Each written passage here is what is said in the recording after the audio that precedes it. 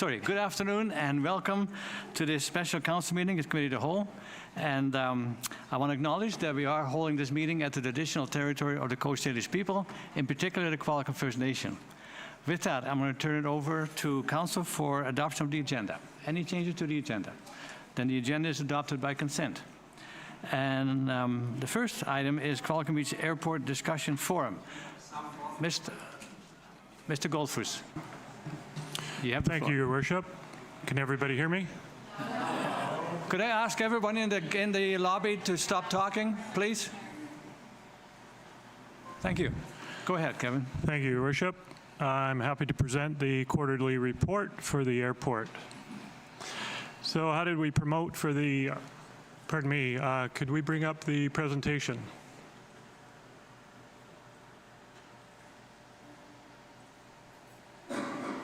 Thank you.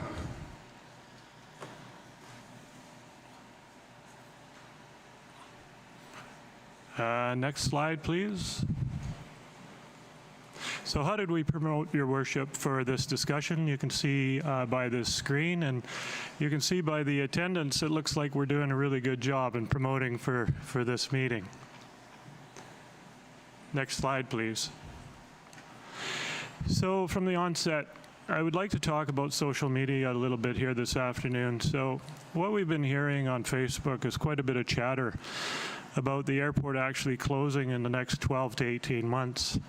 I actually had a conversation earlier this afternoon, Your Worship, with the restaurant owner of the Final Approach Airport. Some of their patrons are actually coming to them concerned that their restaurant is actually closing as well. Just want to ensure that to the public here today that couldn't be farther from the truth. The town of Qualicum Beach has no intentions of closing the town of Qualicum Beach Airport, and certainly the restaurant, after 14 years of being one of our tenants, will not be closing as well. Next slide, please.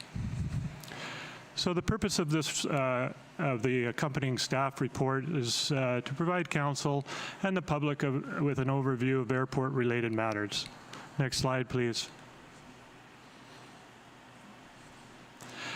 So as part of that, ADSB collection, the collection of data. What is ADSB? Automatic Dependent Surveillance Broadcast Technology. ADSB was actually designed as a safety tool for aircraft. So for an example, if an aircraft is equipped with ADSB and it was to go down, there's an ability to, for emergency services to track that aircraft and determine its location. Recently, over the past year, I would say, council has been asked, well, how many aircraft actually arrive and depart from the Qualicum Beach Airport? We have no information on that. And the reason for that is because it's basically, it doesn't have a flight service station. That means NAV Canada isn't present. So there's no mechanism in place to count aircraft. Council directed staff to do some research about a year ago, like I say. Is there any mechanism out there to start counting aircraft so that we can provide some numbers? So staff did some research, and council entered into this year a one-year contract with Alpha Aero Solutions. And the purpose, like I say, of this contract is to collect data on the number of aircraft departing from and arriving at the Qualicum Beach Airport. So in a year from now, Your Worship, in April of next year, we will have that data and we'll be able to report back to council on how many aircraft actually arrived and departed from the Qualicum Beach Airport over the last 12 months that were ADSB equipped. I think it's important to note that there's a lot of aircraft that don't have that technology, so we will not be able to capture those numbers as well, but what we will be able to report on is ADSB equipped aircraft. Next slide, please. Expanded NSAs and the VTPC. So in February, staff applied and started working with NAV Canada, and this is a result of direction from council to expand the NSAs and staff's recommendation to council to create a VTPC. What is that? It's a visual terminal procedures chart. It's not uncommon. In fact, many airports have a visual terminal procedures chart. And what it defines is an actual, in this case, a route, if you will, for circuit training. We have the Good Neighbor program in place, and it depicts a certain route. However, a Good Neighbor program you cannot publish in the Canadian Flight Supplement, which is called the CFS.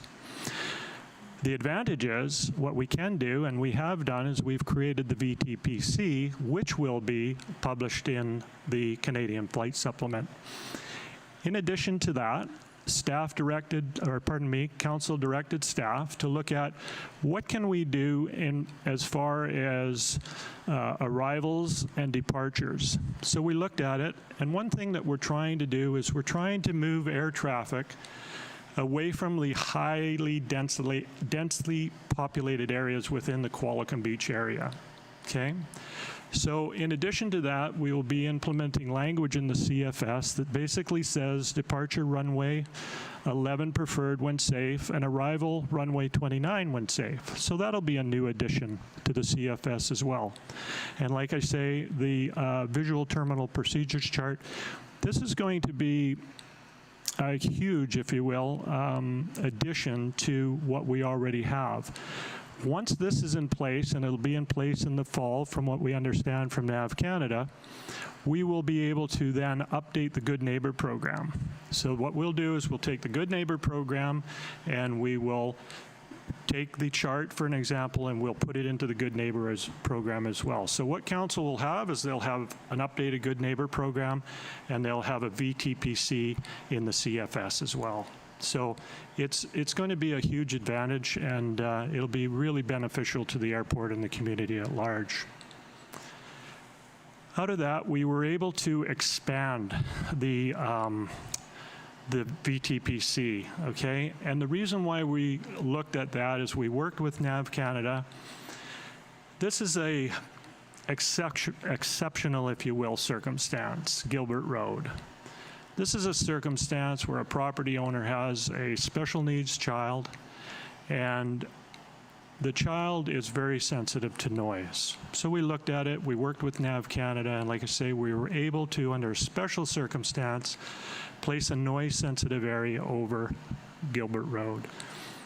I think this is an opportunity as well, Your Worship, to thank the flying community. To thank the flying community, to thank Sealand Flight School as well for really stepping up to the plate, if you will, Your Worship, on this issue, and actually for noise-sensitive areas in general, because what we've seen over the last year or so is through education and information that we've provided, and this interaction through these meetings, is we've really seen pilots, the flying schools, really making a true effort to change, right? And it's not because in the past anybody was doing something that they shouldn't have been doing, but it's like anything, right? Change, and if we educate with change, we soon see improvement. And I really believe that we've seen improvement on this issue. So I just wanted to, again, thank everybody for their support on that, because I think it's really important. What is also important to note, Your Worship, is, and members of the community, some members think that we can just arbitrarily put out a NOTAM. In some cases we can, but in a case like this, you can't put out a NOTAM for an NSA or VTPC. And the reason for that is you cannot explain in a NOTAM what a chart looks like, for an example. You can't explain in a NOTAM an NSA, a noise-sensitive area, where it is in the community, where it is in, in your chart. So that's the reason why we cannot issue a NOTAM. So I ask for everybody's patience. What we've been told by NAV Canada is that we will have publication of these changes in the CFS come this fall, and we suspect that'll be around September. Next slide, please. This is the chart. So this is basically the draft chart that I'm speaking to. And what you can see here is this is the runway, this is the airport. This is the new the new circuit chart for training circuits. These are the expanded, these are the new NSAs for Aldous, Hemsworth, and Cottonwood. We've expanded the NSAs on the northwest side, if you will, to take it out to the shoreline. All of this area, some of this area was already existing, but a lot of it is new, Your Worship. And we've also included what we've known to as the farm, which is on Hodges Road, which was really important as well, that we cover this acreage down here as well, right, on the north side. In addition to that, these are existing, but we also added, at the request of the public, to consider Rupert Road. So this here is an expansion of that in this area, and this is the Gilbert Road area that I spoke to. So what people will see and what pilots will see come this fall is this new chart, and it'll be published in the CFS. Next slide, please. Airport Operations and Establishment Bylaw. So at the June 29th special meeting of Council, Council adopted the miscellaneous rates bylaw that details fees for the airport. The bylaw is a 5-year term and will see a 6.5% increase for the remainder of 2026 and a 3% increase for the following 4 years. Some of the key takeaways, advertising rates were added. That's for the terminal, and this is new. We'd like to see opportunities to generate revenue. Passenger user fees for the commercial carrier were reduced. So before this change, if you were leaving end plane, they call it, on the commercial carrier, you would pay a passenger fee of $11. It's now been reduced to $5. We've increased the daily parking rate for the general use parking lot from $5 to $8, but if you're flying again on the commercial carrier, your parking will be free. You'll receive a voucher from the airline, and that voucher is to be placed on your dashboard, and you will receive free parking. Next slide, please. Grant applications. These are ACAP, the Airport Capital Assistance Program. So the town over the past couple of years here has been applying with the ACAP program for a runway overlay, taxiway, and apron for approximately $4.5 million. And in addition to that, Your Worship, for new equipment for around $900,000. Unfortunately, both years we didn't receive any funding. However, Transport Canada has contacted the town and has invited us to resubmit. So as part of the 2027 budget process with Council, staff will be recommending again to Council that we resubmit those applications. And it's important to note that those applications, and if we receive that, that's 100% grant funding. So there will be no burden, if you will, on the taxpayer.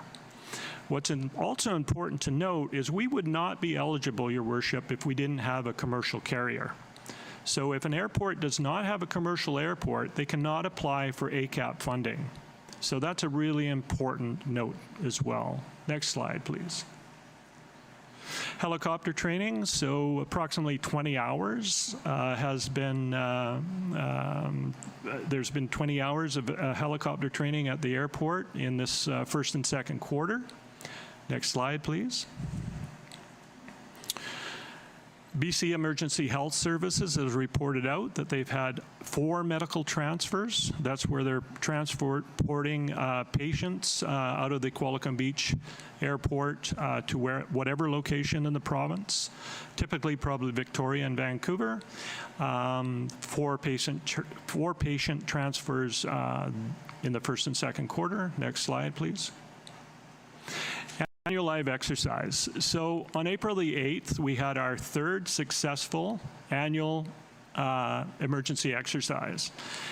This is really super important to report out on because, like I say, this is the 3rd year, and our intentions are to continue with this every year moving forward. And the reason why is that we're really seeing great results with not only our emergency services on Oceanside, but our staff as well. And what we're preparing for, God forbid, in the event that there is an actual emergency where an aircraft crashes or in the airport location or outside of the airport, where we're preparing ourselves for such an event.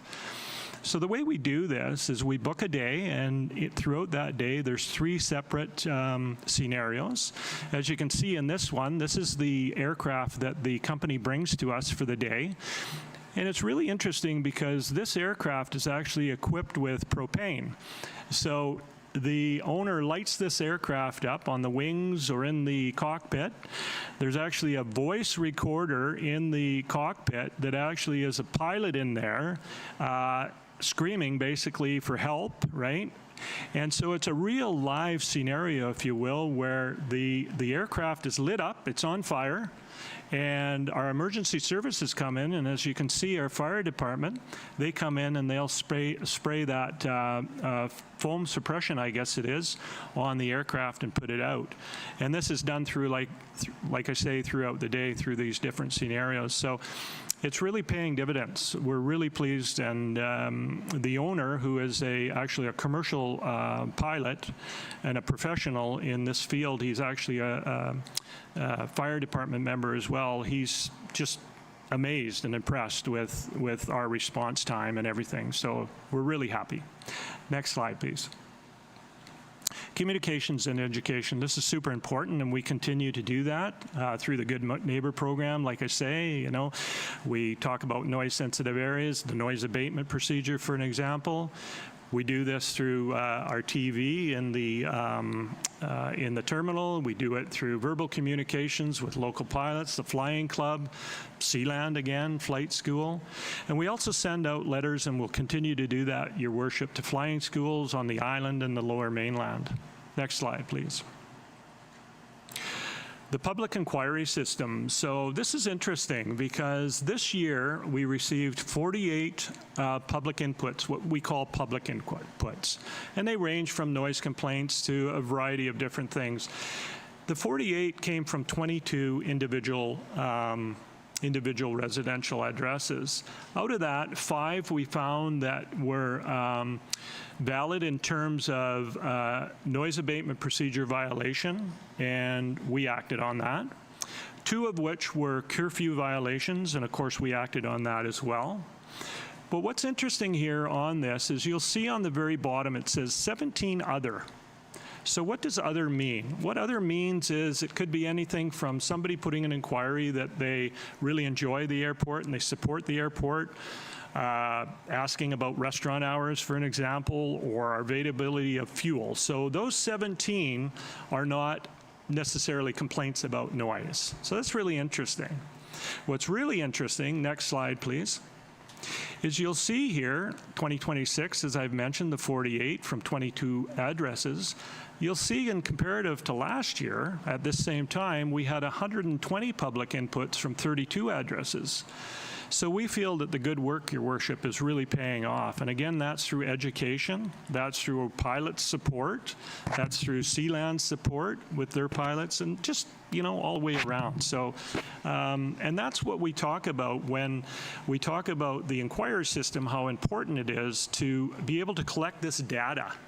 And what does that data mean? Where is it coming from? What residential area?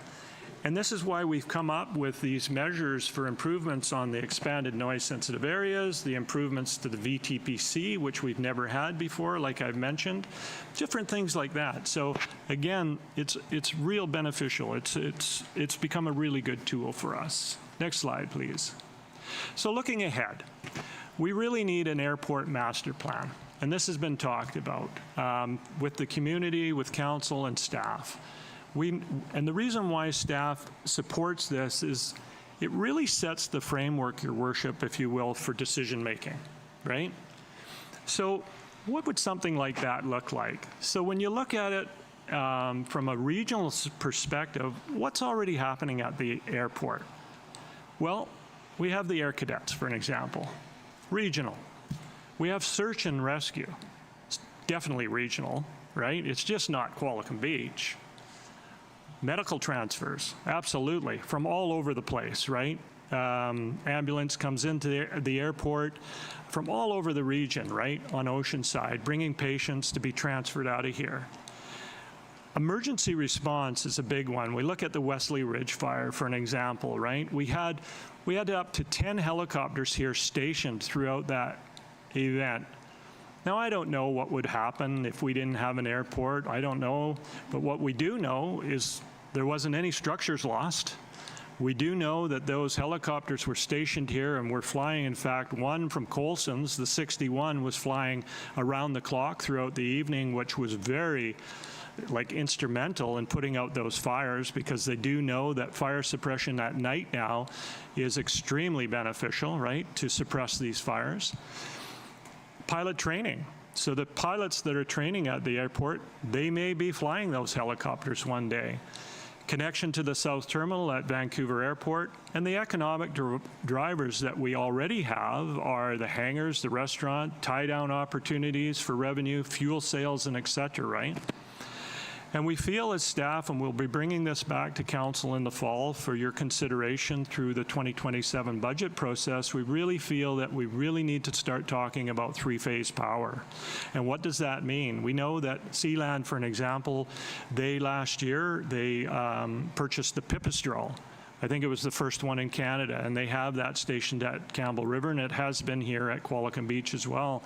So this would really support electrification of aircraft as well, which is the future, right? So those are some of the things that when we talk about a master plan, it will be able to provide opportunity to input all of those things. And what does it mean regionally? Because like I've gone through that list, most of those, if not all of those, and that's a few of them, I'm sure there's more, that is a huge benefit to this region, not only the town of Qualicum Beach. Next slide, please. Thank you. Thank you, Your Worship. Thank you. As Council, there's a staff recommendation simply to receive this report. Can I have a motion? Councillor Harrison, Councillor Van der Valk. Discussion? Councillor Harrison. Just a couple things. So one thing on slide 11, we were talking about the patient transfers that were for this year. Does that also include just refueling? Because I know in the past it was mentioned to us that because if someone's on North Island, it's just too far to get to Victoria. So they'll actually sometimes refuel basically at our airport because that's almost exactly the midway point. Thank you, Your Worship. Thank you, Councillor Harrison. That's a good question. I don't have the stats on that. I have no data on that. But to your question, we do know that there has been aircraft, helicopters coming from the north or somewhere else north of mainland, and they will come here and they will refuel and they will carry on from there. But we don't have any data on those 4 transfers. Thank you very much. And just the second point too is just my recollection on the Phase 3 power is that it was actually not referred to strategic planning, but it was a grant-dependent thing in our financial plan for like budget year 2029 or something like that. It's a far-out conversation that's grant-dependent, but I could be wrong on that. But I thought we made it so that if there's a grant, we'll advance it in a couple years' time. Yes, I agree, Councillor Harrison. I think one of the things that people would really appreciate if we had an electric charging station and attracting people with electric planes, and hopefully the sign of the future. Mr. Goldfuss. Thank you, Your Worship. To Councillor Hare's question, we would need direction from council if they, our intentions are to bring it forward to have that discussion in the 2027 process. If council wishes to support that for 2027 or bump it up or move it down the line, that's fine as well. But we feel that we need to bring it forward and have the discussion with council. We will need direction from council in order to start exploring grant opportunities. Thank you. So we'll deal with that when we get the report. Anyone else? Then go ahead. And just one last thing too, because I know there's a lot of folks here and I don't want to take up too much time. But I do think too that whoever the next council is, we should really give a thought about, do we want the business plan to be grant dependent or do we want to just get it done? Because if we wait 4 or 5 years for a grant, there's a lot of conversations that are going to be, to Mr. Goldfuss's point, it's not just you hook it up to power, there's a lot of other conversations. So it might be good for us to think about, is the benefit of having that study done quickly worth the fact that, well, it'd be nice if the provincial or federal governments would pay more, but it's maybe $100,000 worst case scenario, so it might be worthwhile. Thank you. I agree. Any further discussion on the motion? All in favor? Opposed, if any? Carried. So now we turn it over to the gallery, and we got a very good turnout today. So I'm going to remind you that this is a part of the safe workplace environment, both for members of council, staff, and all of you as well.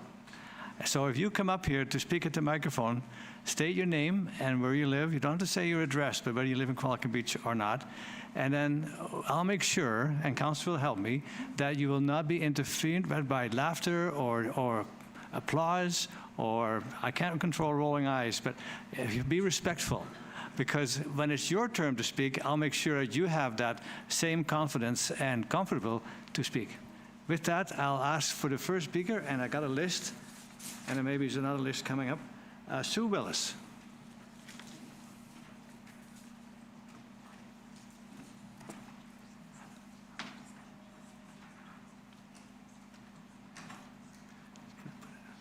And I push the button. There we go, got the green light. My name is Sue Willis, and I live in Qualicum Beach.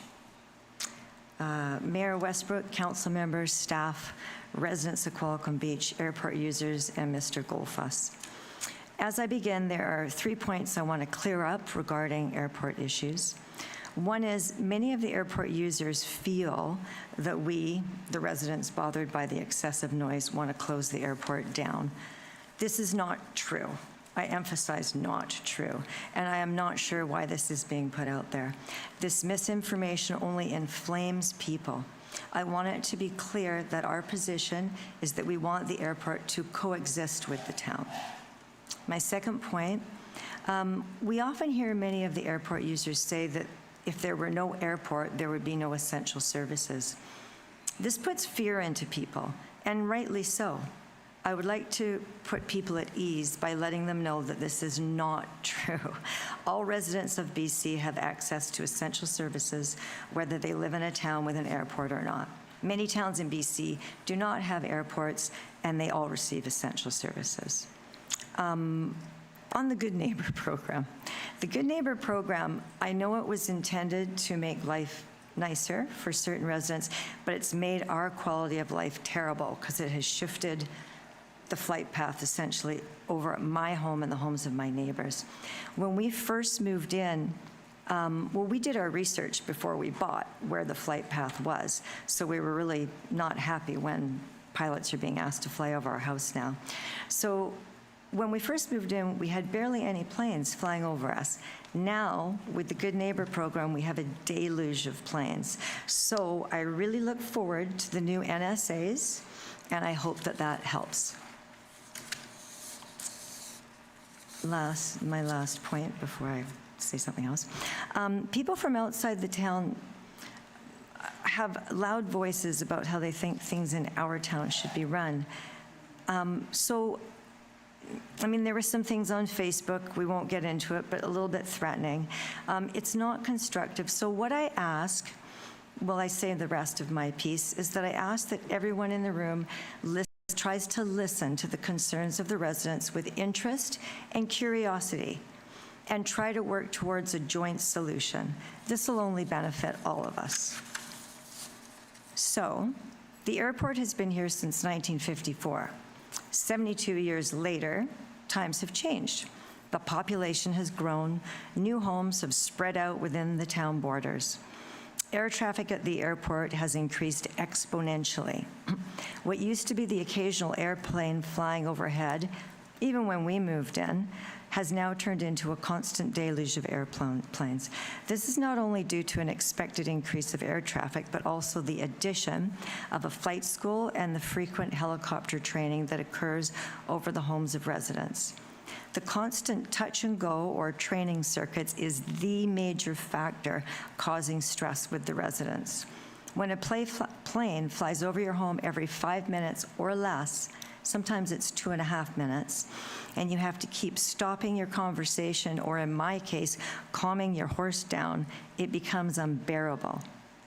So, times have changed. This is a normal progression of a town, and as times change, we need to keep up. It just makes sense.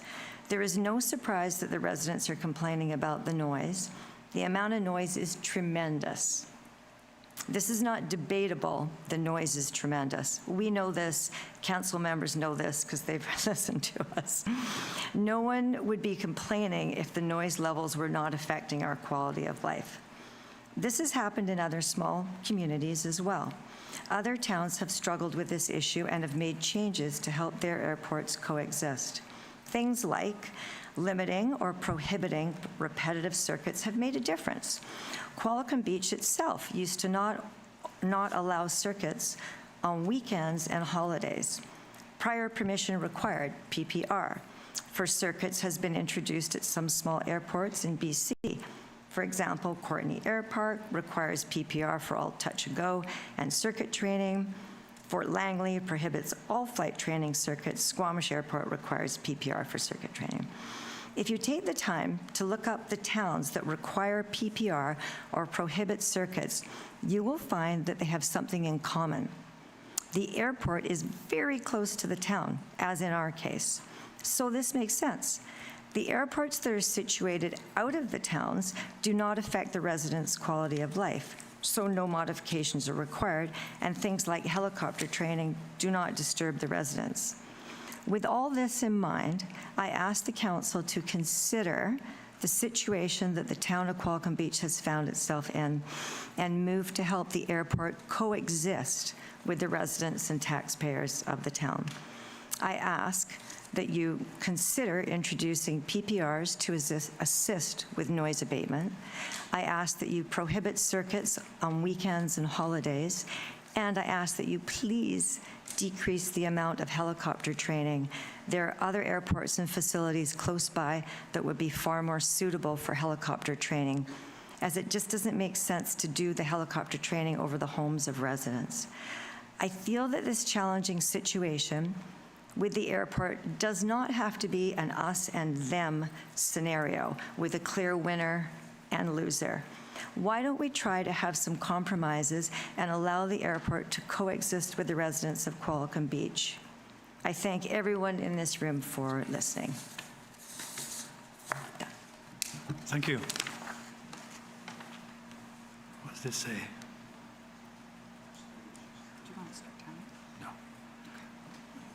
Next is John Leo.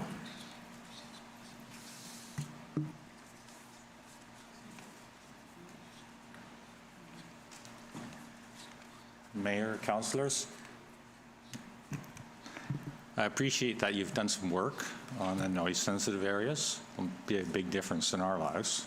Thank you very much for that. I'd like to add one complaint to frequency of flights. I see it was 0, but I don't really believe it. I did phone Mr. Goldfuss one day, but I guess it wasn't recorded. So you can record it now. Thank you.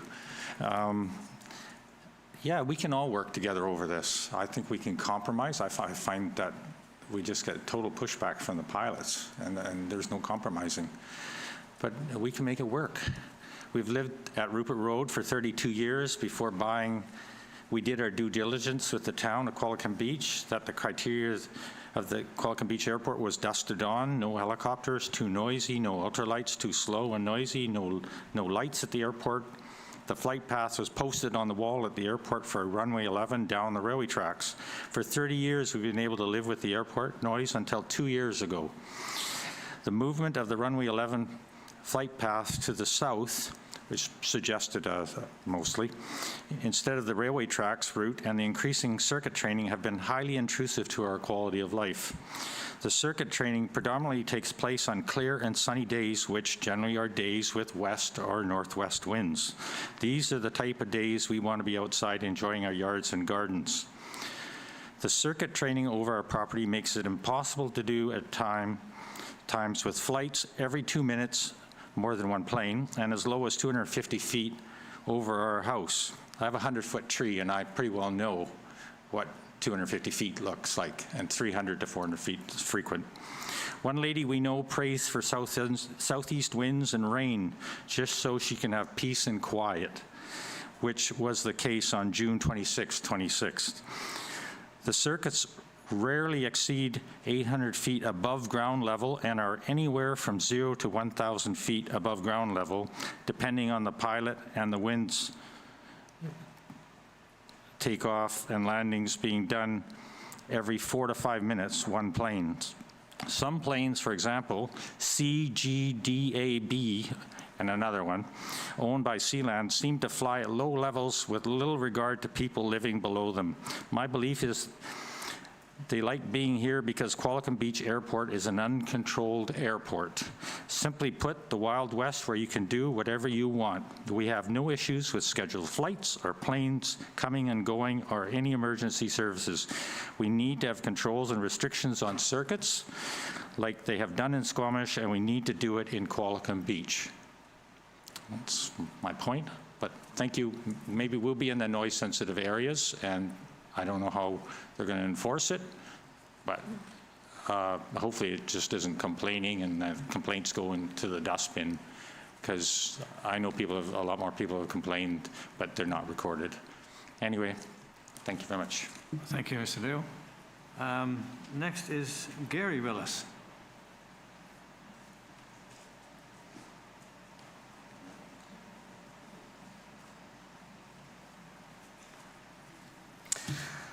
Hello, my name's Gary Willis, and I live in Qualicum Beach. I would just like to point out that the other towns that have implemented flight touch and goes, training limits, they still have airports. The airport is not shut down. They still have emergency services. They still have firefighters that come in and fight fires. That it's not the end of the world, and aviation is not crashing because we have these limitations in. And I would just like to say that the people that are trying to buy up at Pheasant Glen are going to be happy if there's a noise-sensitive area, but there's a lot of unhappy people up there that don't want to speak out, because sometimes when you speak out against the airport, you seem to get a lot of flights the next day over your house for some reason. It's surprising. But anyway, that's all I'd like to say. Thank you. Thank you, Mr. Willis. Next is Mr. Wilcox.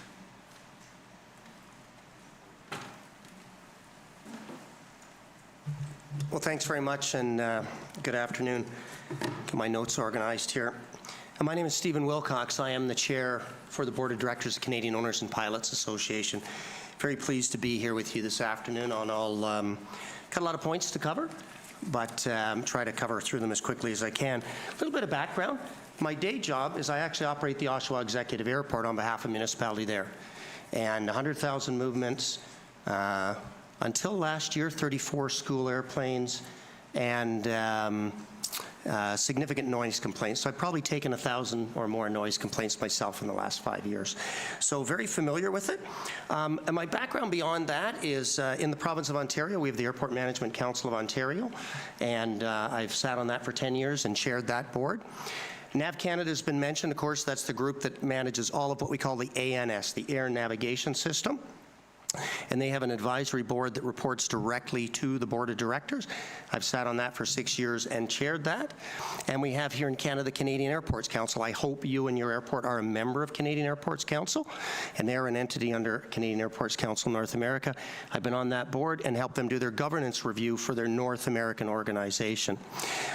Joining me today is George Farrington, and just let me get this open here because I want to give you a bit of his credentials. Bear with me, thank you very much. And George is our Director of Advocacy and External Affairs. I knew that without looking, I should have been able to tell you that. But he is the Chair of Transport Canada's General Aviation Safety Program.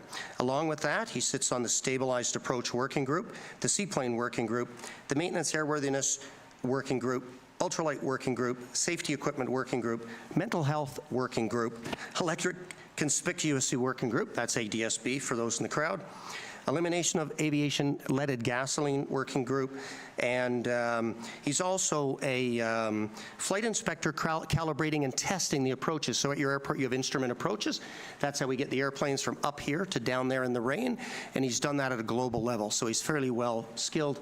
And also joining me today are Sigmund Sort, that you know as a local resident. He is our Western Vice Chair for the Canadian Owners and Pilots Association, and he is NAV Canada's dignitary on the NAV Canada Advisory Committee and a lengthy aviation career. And I mention that because collectively COPA brings together about 25 individuals like myself with fairly extensive knowledge across the industry.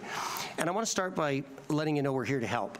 There's lots of work that's been done on this. You're not the only community dealing with noise, but when you act in isolation, sometimes missteps are made, and I'd suggest the shifting of the routes and putting the airplanes over Sue's area without a broader consultation may have been a misstep. And, but again, we're here today to support you, and that's a really important message. We do this across the country, sometimes very early in the stage, and I want to say that you're very early in the stage with noise, and I commend you for the work that you have done, because you've been taking a lot of the right steps, and it is bearing some fruit, but obviously you still have some neighbors concerned, and you'll always have some concern, but we need to move from having a broad audience concerned to less concerned, right, to being able to live in community together, virtually as all three of your community neighbors said, and that's ultimately the goal. A little bit about COPA. Transport Canada defines general aviation as everything that is not military and not the airline. So not military and not the airline. And within that group, we have the business aircraft. They're typically represented by the Canadian Business Aircraft Association. We have the flight schools like Sealand that are represented by the ATAC, the Association of Transportation. And we have COPA representing general aviation. In Canada, there's about 20,000 private pilots and private aircraft, and our membership's about 10,000 of those, but we represent all of general aviation when we speak at communities today, and we work closely with our partners like CBAA and ATAC. It just happens to be that I'm here today speaking to you. COPA's primary role is advocating at the federal level. That's where the rules are made. So working with NAV Canada, working with Transport Canada. And our primary purpose is about working for safe, accessible, and sustainable aviation environments. Sue, thank you for saying that you don't want to get rid of the airport. I'll always love to hear that. We appreciate that very much, and because it is an important part of the community. And advocacy is a good example. We recently made a submission to the federal government for funding in support of aviation initiatives. There's a big backlog with pilot medicals. We asked them for money for that. We asked them to modernize the medical system because there's a lot of constraints on our medical system in Canada today, and there's a lot of constraints on pilot medicals that do not exist elsewhere in the world, so it puts a strain on our medical system. We also asked for them to look at 100 low lead. We have leaded aviation fuel today. We know it will be going away. We've asked for them to commit dollars to the National Research Council of Canada and to Transport Canada to help in that transition as we move away from leaded fuels, because as the electrification absolutely will come. It's a long way off yet, and where we see it as a broad scale, so we should be thinking about the lead. We also asked them to modernize the regulations to allow for what's called a light sport regulation, and that exists elsewhere in the world. In the US, they call it Mosaic, because there's a whole group of airplanes that are modern, that are quiet, that burn unleaded fuel, that we can't fly in Canada because they haven't advanced the regulations. That's the kind of work we're doing at the federal level. At the local level, we typically are down here working with communities to help them find solutions, and again, that's why we're here today. I'm going to speak to you today really on two things, on the topic of noise, the noise regulations, and also on the topic of fees, because they relate. It's part of the whole ecosystem. And I was fortunate this morning. I spent some time at your airport with some of the local pilots and had a nice chat with Kevin and the operation. Through my different roles, I've seen a lot of airports. I want to tell you that your airport manager is doing an outstanding job. The airport looks great. I can't help but doing a little bit of an audit. One of the things that we do, my company, Total Aviation, we support airports with their safety management system to make sure their accountable executive doesn't get in trouble.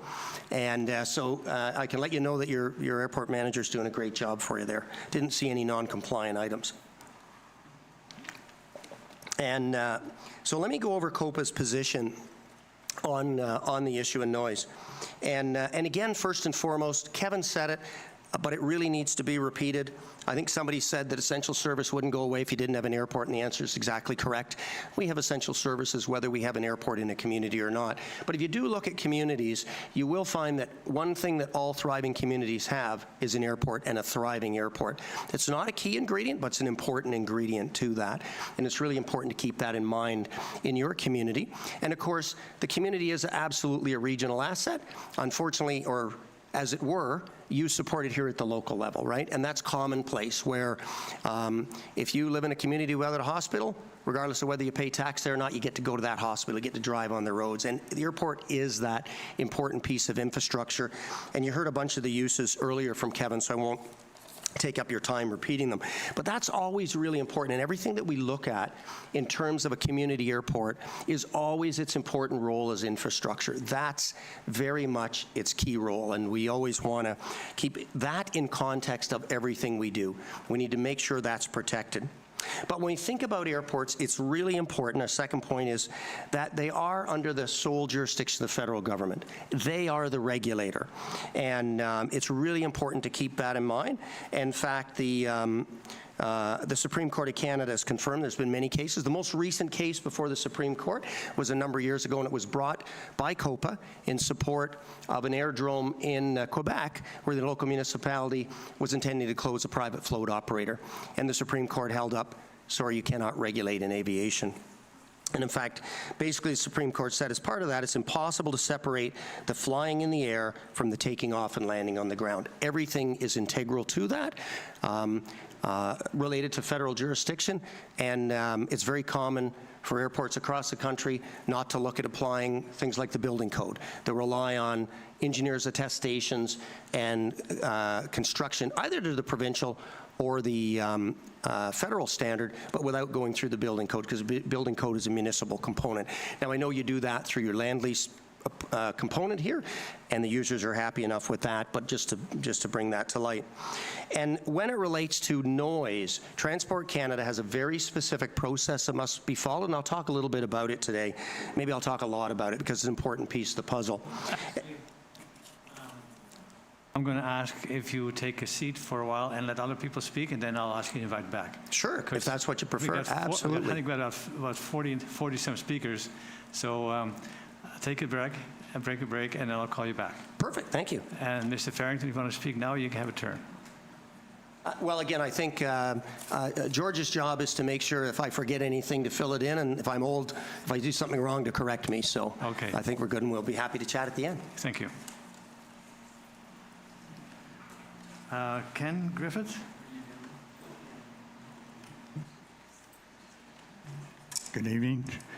My name is Ken Griffith. I live in Chartwell Boulevard, and I moved here 13 years ago. And I'd like to thank the airport manager and staff for all the input they give me on my internet, and I really appreciate that. I just want, one thing that's missing in this whole thing, so I did it on myself. I took a little study of myself from April, May, and June. And the study was this airport noise. And I had my stopwatch. Every airplane that comes, just about every airplane that comes into the airport comes over my house. And it takes an average of 15 seconds to 30 seconds, and the airplane noise is gone. At 7:10, you can set your watch on. The airlines is leaving the airport, and it takes him about 30 seconds, and there's no noise. I think you should be looking at doing a study on noise. I ran around all the different areas in Qualicum and did this same study to myself, not just to see where all the noise is. So I think people are kind of blowing the noise up a little bit, because I certainly didn't hear it. And this airplane that doing training takes about 5 minutes to go around the airport. You'll hear it for 30 seconds, and then it'll be silent, and then you'll hear it come back after this 5 minutes. Helicopters take about 50 seconds to come in and shut down. So I think you need to do a study on the airport around here. And I picked certain days at certain ways in the village around here and that. And some days there's 15 airplanes from 7 o'clock to grounding time, and some days there's 30 airplanes. So I don't know where all these airplanes are coming from, honestly. Thank you. Thank you. And I'll ask everybody to be concise for the benefit of how many people want to speak. And also, just like with soccer, we have a hydration station there if you want some water, because it's going to be a while. Doug Durant.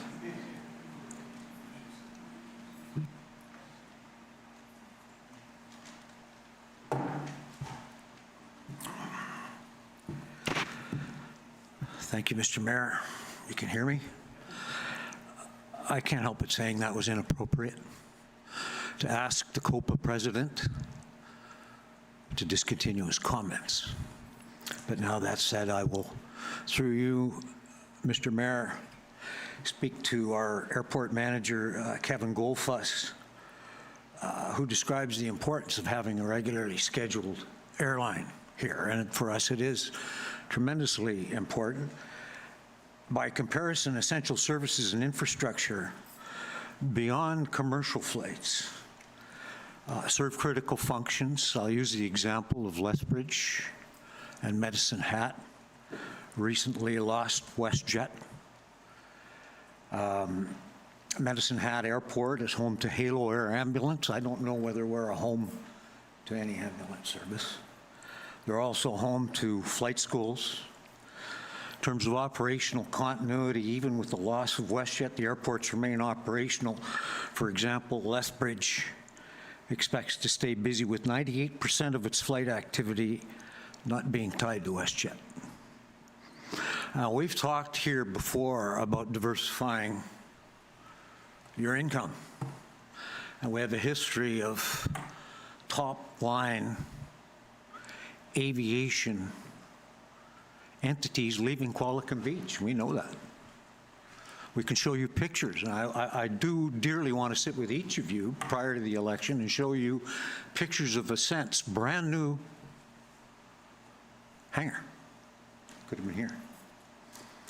And she sat here, or stood here, as where I stood, and spoke to the fact that they're only in the air when there's a crisis. But they're not here. They're not here in Qualicum Beach.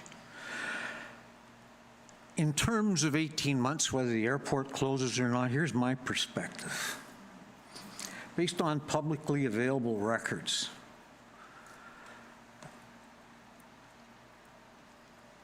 I can't find anything, any documents that identify the date the last confirmed engineering inspection was done on the airport runway.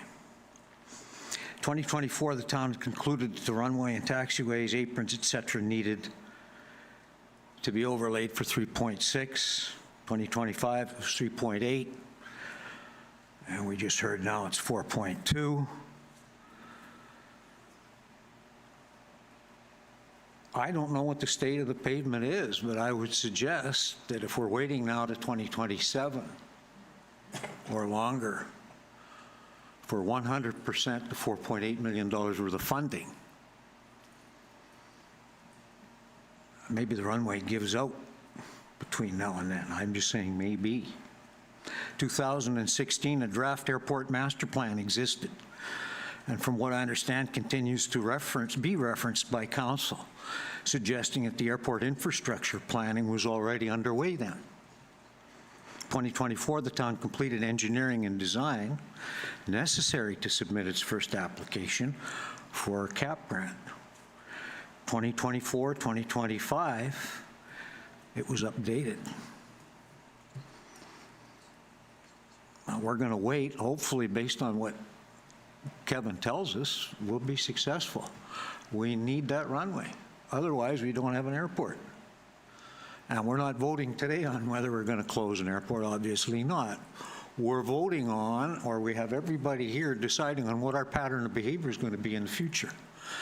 And all the warm and fuzzies about getting along, I don't know. You're the leaders in this. And if you look at Kamloops, last week or the week before, they voted 7-0 to cut taxes for their airport community to drive and grow. I can send you that too. But I do hope that in the next couple of months, we as individuals, me, and so we get to know each other, and you don't know anything about my background. I had a guy on the internet want to know about my background. Well, I tell people, young people want to know about my background. I don't necessarily know more than you. I've just done more stupider stuff than you because I'm older than you. So that's how it is. That's me. But thank you. I appreciate your time, and Thank you. hopefully you get And just something I know what you said about my cutting off Mr. Wilkes, but when people sign this speakers list, it says right on it, 3 minutes maximum. Thank you. Thank you. Okay. So keep your comments concise. I didn't want to go with a timer, but we may have to keep these things going. Next is Terence Tobin. Is Terence not here? Oh, there he is.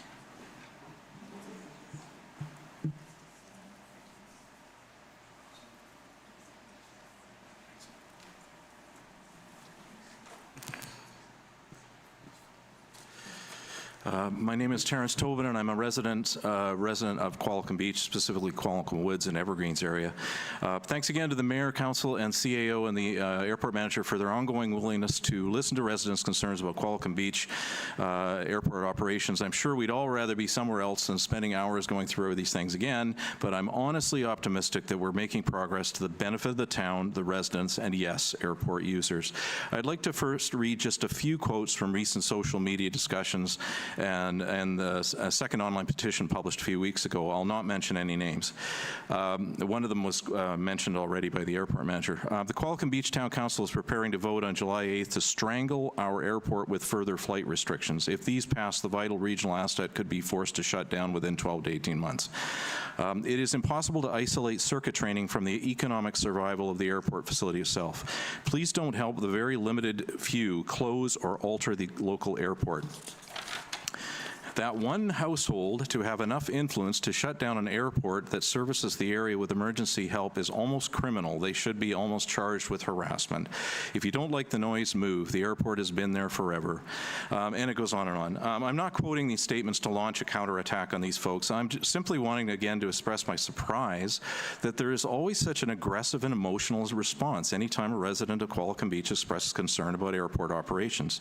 There seem to be a lot of folks who are very misinformed about what the actual concerns of residents are and the purpose of the proposed solutions that have been put forward. On that point, I'm very happy to see the media statement on airport closure misinformation that the town sent out yesterday, confirming that there is absolutely no intent to shut down the airport. And what seems like a pretty hostile online climate, I was quite surprised to see this wording in the recent petition online. We urge the town of Qualicum Beach to commit to preserving the Qualicum Beach Airport for future generations and promote responsible coexistence between airport operations and surrounding neighborhoods. I couldn't have put it better myself. This is exactly what many of us are asking for. We simply want to work with airport users, not against them, to come to some compromises about how the airport is used so we can minimize its impacts on surrounding residential neighborhoods. It's not unreasonable. In fact, the organizer of the previous similar petition, by the end of the last committee of the whole meetings, she had begun to appreciate our concerns. Okay, so what is the real situation here? Here's my response to some of the myths and beliefs.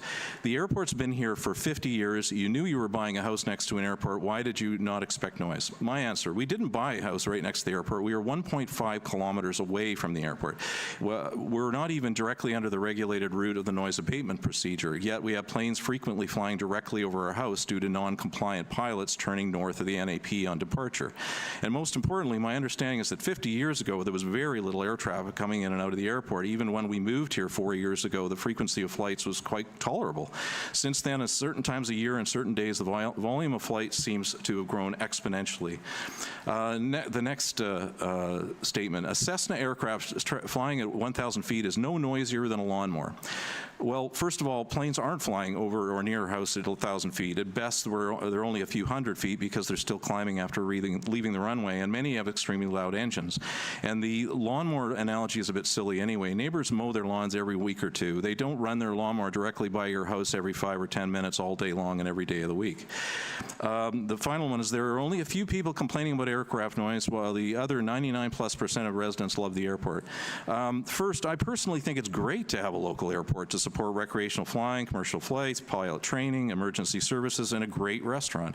I just think a few minor changes to how it's used could benefit everyone. Second, there are more than a few people impacted and concerned about aircraft noise. Many hundreds have repeatedly expressed noise concerns over years at town public meetings, committee of the whole meetings by signing multiple in-person door-to-door petitions. And think about this, the town is now taking steps to include a VFR Terminal Procedures Charter, VTPC, in the Canadian Flight Supplement. This includes the designation of expanded noise-sensitive areas which go beyond Chartwell to now include Eagle Crest, around Rupert Road, Qualicum Woods, and other areas. So clearly the town already recognizes that large residential areas encompassing thousands of homes need protection from aircraft noise.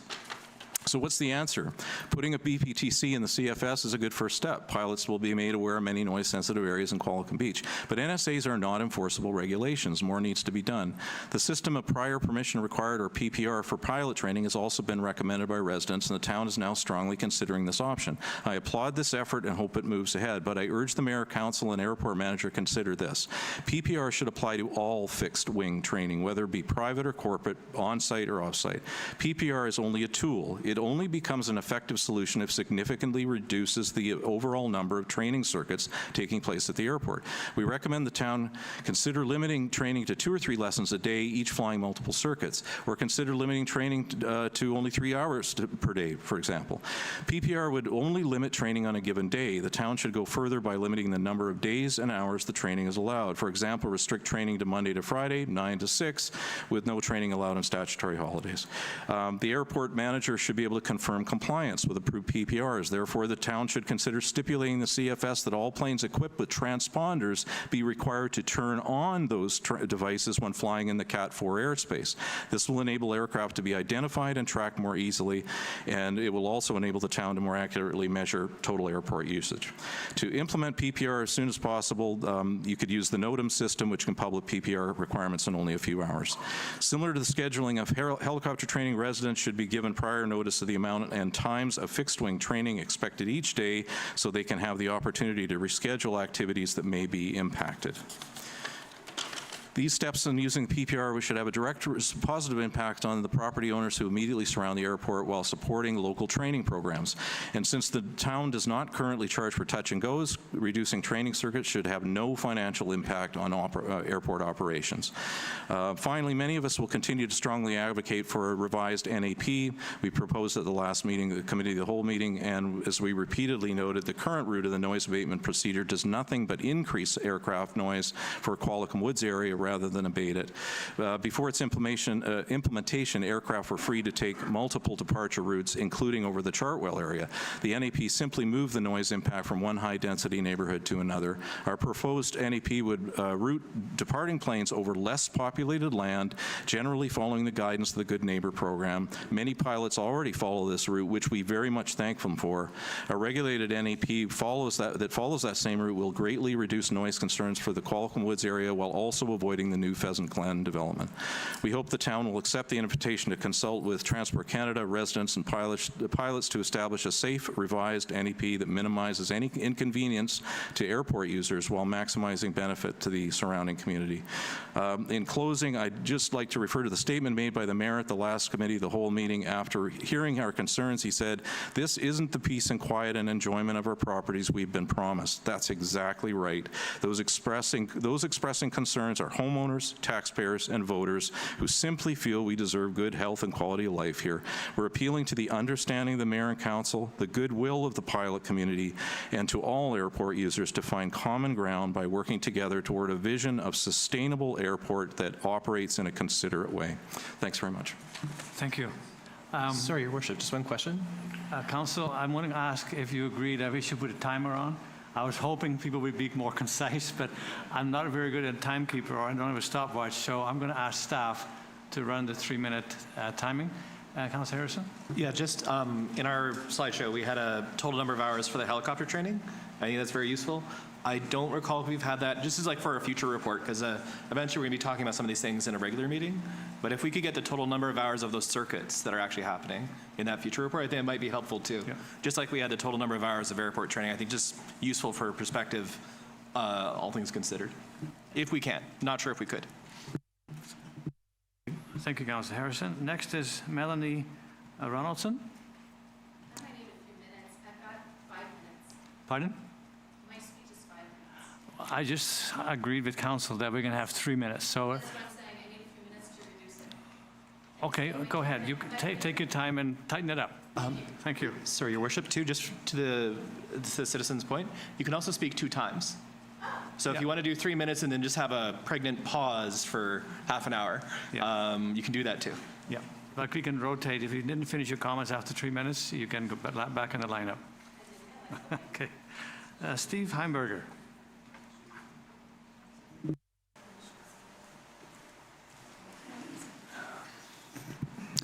Hello, Mayor and Council. I'll be concise. My name's Steve Heimberger. I'm a resident of Qualicum Beach. I'm a taxpayer here. Additionally, I'm a taxpayer and a leaseholder of an investor in the airport. I've recently built $1 million hangar there and taken steps towards being a greater part of the community at the airport and a stakeholder there, as I mentioned. I did buy a house also in Qualicum Beach. It's at the departure end of runway 29.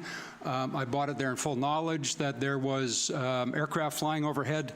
I did so because I don't mind, I guess, the sound of aircraft. They've been making aircraft noise over that house probably since 1954, and they continue to do it now. I'd be remiss for complaining about it, of course. That is statement of where I live. Let's see. I want to start by asking Mayor and Council for the great consultation that they allowed over the last few months in passing the bylaw, and as well the airport manager, who did a fantastic job coordinating with the flying community. Thank you for that. During the consultation phase, I couldn't help but do a deep dive into how we got to this place, how we got here, why we're here, and I can't help but think that the airport is under attack. I know that some of my fellow community members feel that we're not under attack and we're trying to coexist, and I fully accept that. But from our perspective, it really feels like through the council and some measures that have been passed, including the curfews, the training restrictions, and the proposed exorbitant fees that were mitigated. Thank you for that. Commercial operations being driven away, as well as limitations on the schools' performance of their mandate, and they're here today to represent themselves. I would just like to say this trend is obviously undeniable, and I would like to point at the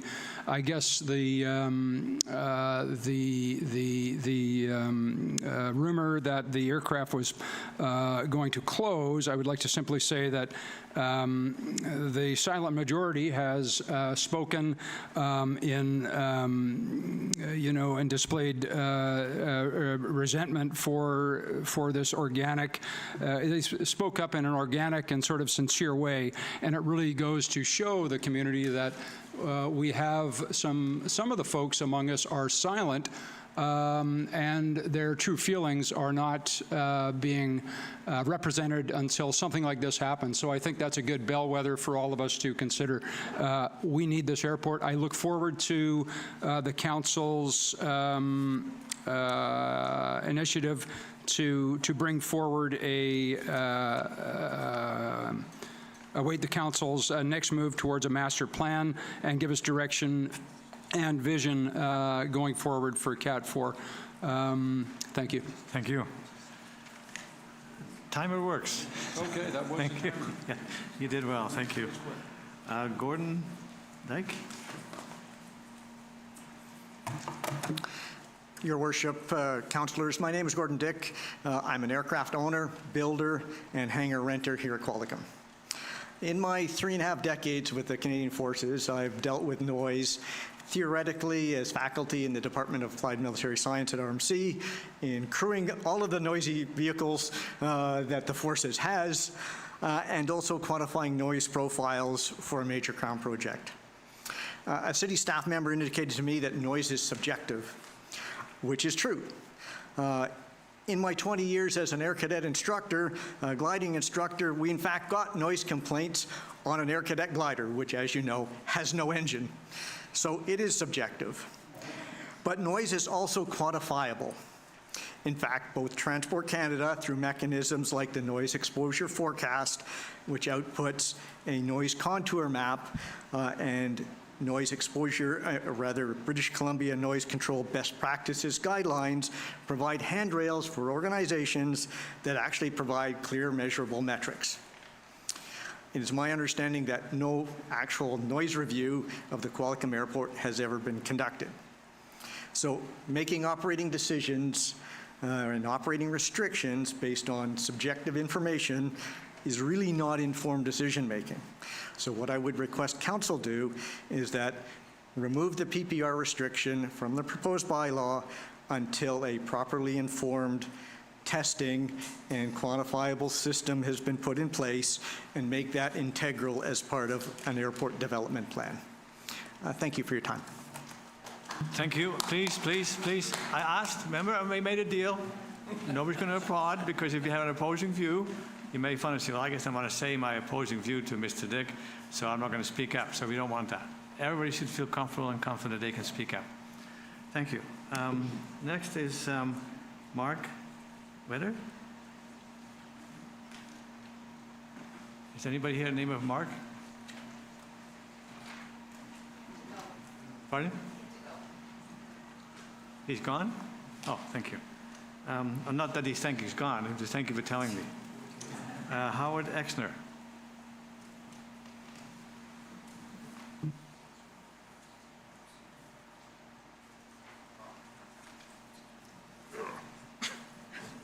Somebody's got to lose some weight here. Good afternoon, Your Worship. Councillor, staff, ladies and gentlemen. As an introduction to all, I am Howard Exner, and I am the newly appointed president of the Qualicum Beach Flying Club. I do live in Parksville, I do own an airplane, and I do own a hangar at Qualicum Beach Airport. On behalf of the Flying Club, 140 members, who are all aviation enthusiasts of some sort, and on behalf of them, I thought I would share a few comments with you.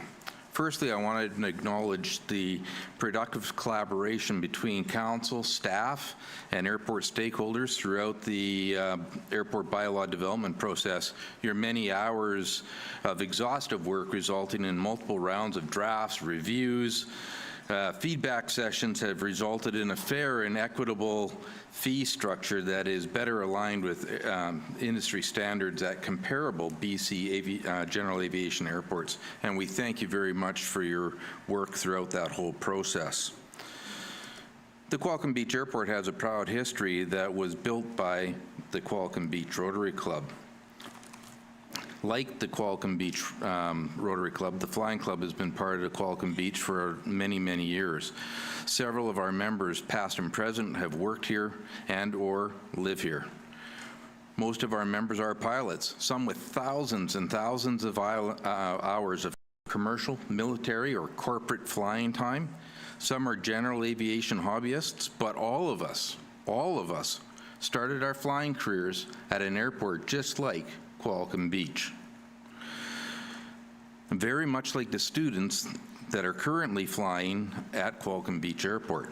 One day those students will become those commercial pilots, those military pilots, and those corporate pilots. The Flying Club stands ready to assist the community and airport user groups in promoting a well and functioning airport far into the future. The Flying Club strives to educate pilots for safe operations of aircraft, demonstrating the superior art of airmanship all the time, while supporting Council's strategic view of maintaining a safe and sustainable airport. To this end, the Flying Club expresses our strong support with Council's wish to develop a comprehensive airport master plan, a forward-looking plan that will identify the needs and complex operational needs intertwined with the financial viability, which could only be improved by growth opportunities, which could include increased businesses, sustainable flight training activities, and aviation tourism. From the past council meeting, we wholeheartedly agree with Councillor Skipsey and what appeared to be the general acceptance by council with her observation that the upcoming business decisions should be deferred until an airport master plan is completed and adopted by council. We too agree with that. Without a full understanding of the complexities concerning airport operations and how they marry with and impact financial viability is of great concern, and that any upcoming business decisions, such as the proposed restriction of flight circuits, i.e. touch and goes, be deferred as well, as we know not how they will impact the operational financial stability of the airport.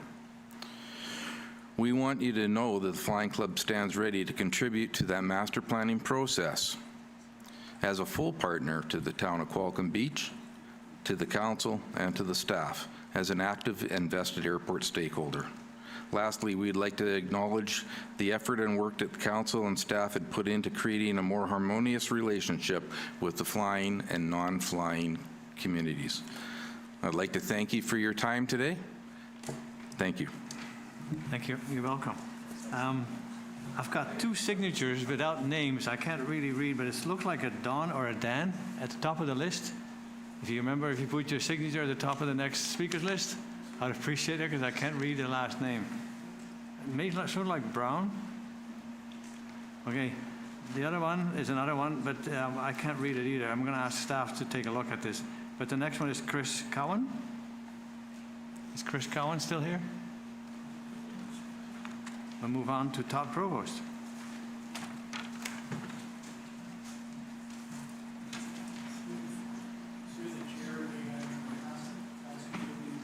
Pass it to the secretary, to our corporate administration.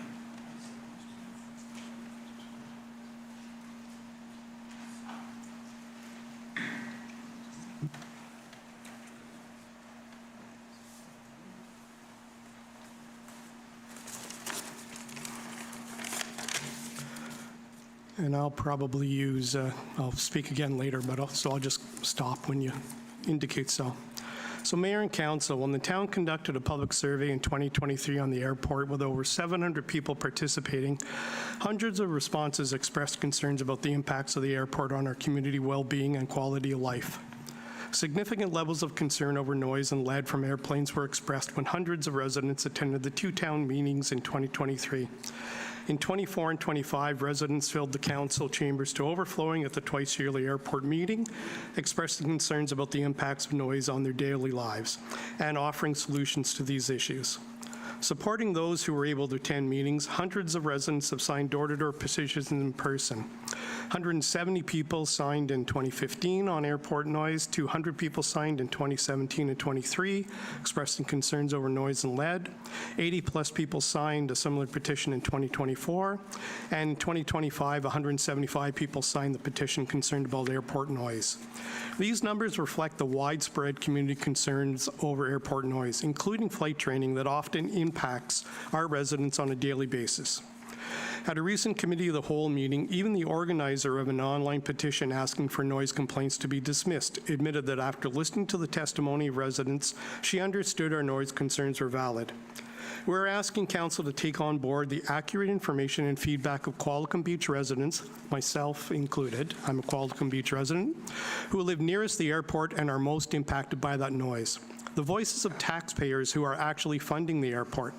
The voters who rightfully feel their concerns should be heard by Council. When staff presented the report on prior permission required, or PPR, on May 13th, Mayor Westbrook said the biggest airport complaint was about circuits. And we've already heard the mayor quoted about his concerns about enduring these circuits, and it wasn't the peace, quiet, and enjoyment of property promised to people. We support the mayor's comments and the goal of using the PPR process to improve our quality of life from airport noise. We canvassed residents of Qualicum Woods and areas for feedback on the PPR policies being considered by council. At the end of May, we submitted a comprehensive document that includes this feedback to staff and council, as well as an email with a summary for review. We know from speaking to residents and fellow associations that concerns about airport noise includes residents from Qualicum Woods and areas, Eagle Crest and Chartwell. The consistent theme was that policies should address the negative impacts of repetitive nature of flight training and touch-and-go activity experienced at our airport in a meaningful way. Asking for courtesy and consideration for our community is not a huge imposition, nor a detriment to airport operations in any way. As staff themselves have advised, council could decide that no training flights are allowed at our airport. If council do decide on allowing flight training, PPR rules must apply to all pilots at our airport, private and commercial, to provide our community relief from the impacts of noise. All flight training, including touch-and-go activities, shall require prior approval by airport management. As many residents expressed, and the mayor himself said, flight training should be banned on Saturdays, Sundays, and statutory holidays. There should also be restrictions on days training is permitted, no training before 9 a.m. and after 6, and a limit on the total number of hours permitted per day. Councillor Skipsey asked staff to consider a limit of 3 hours a day of total training activities. This would offer residents a break from the noise. Use the NOTAM system to implement PPR rules immediately so that our communities provide relief from yet another summer of repetitive airplane activity. We provided an approved example. If I can just finish that sentence, and I'll carry on later. We provided an approved example of using the NOTAM system for PPR rules in Squamish that was later published in the CFS. And I'll mark off here, and if I'm permitted, I appreciate continuing later. Thank you. Dillis Williams.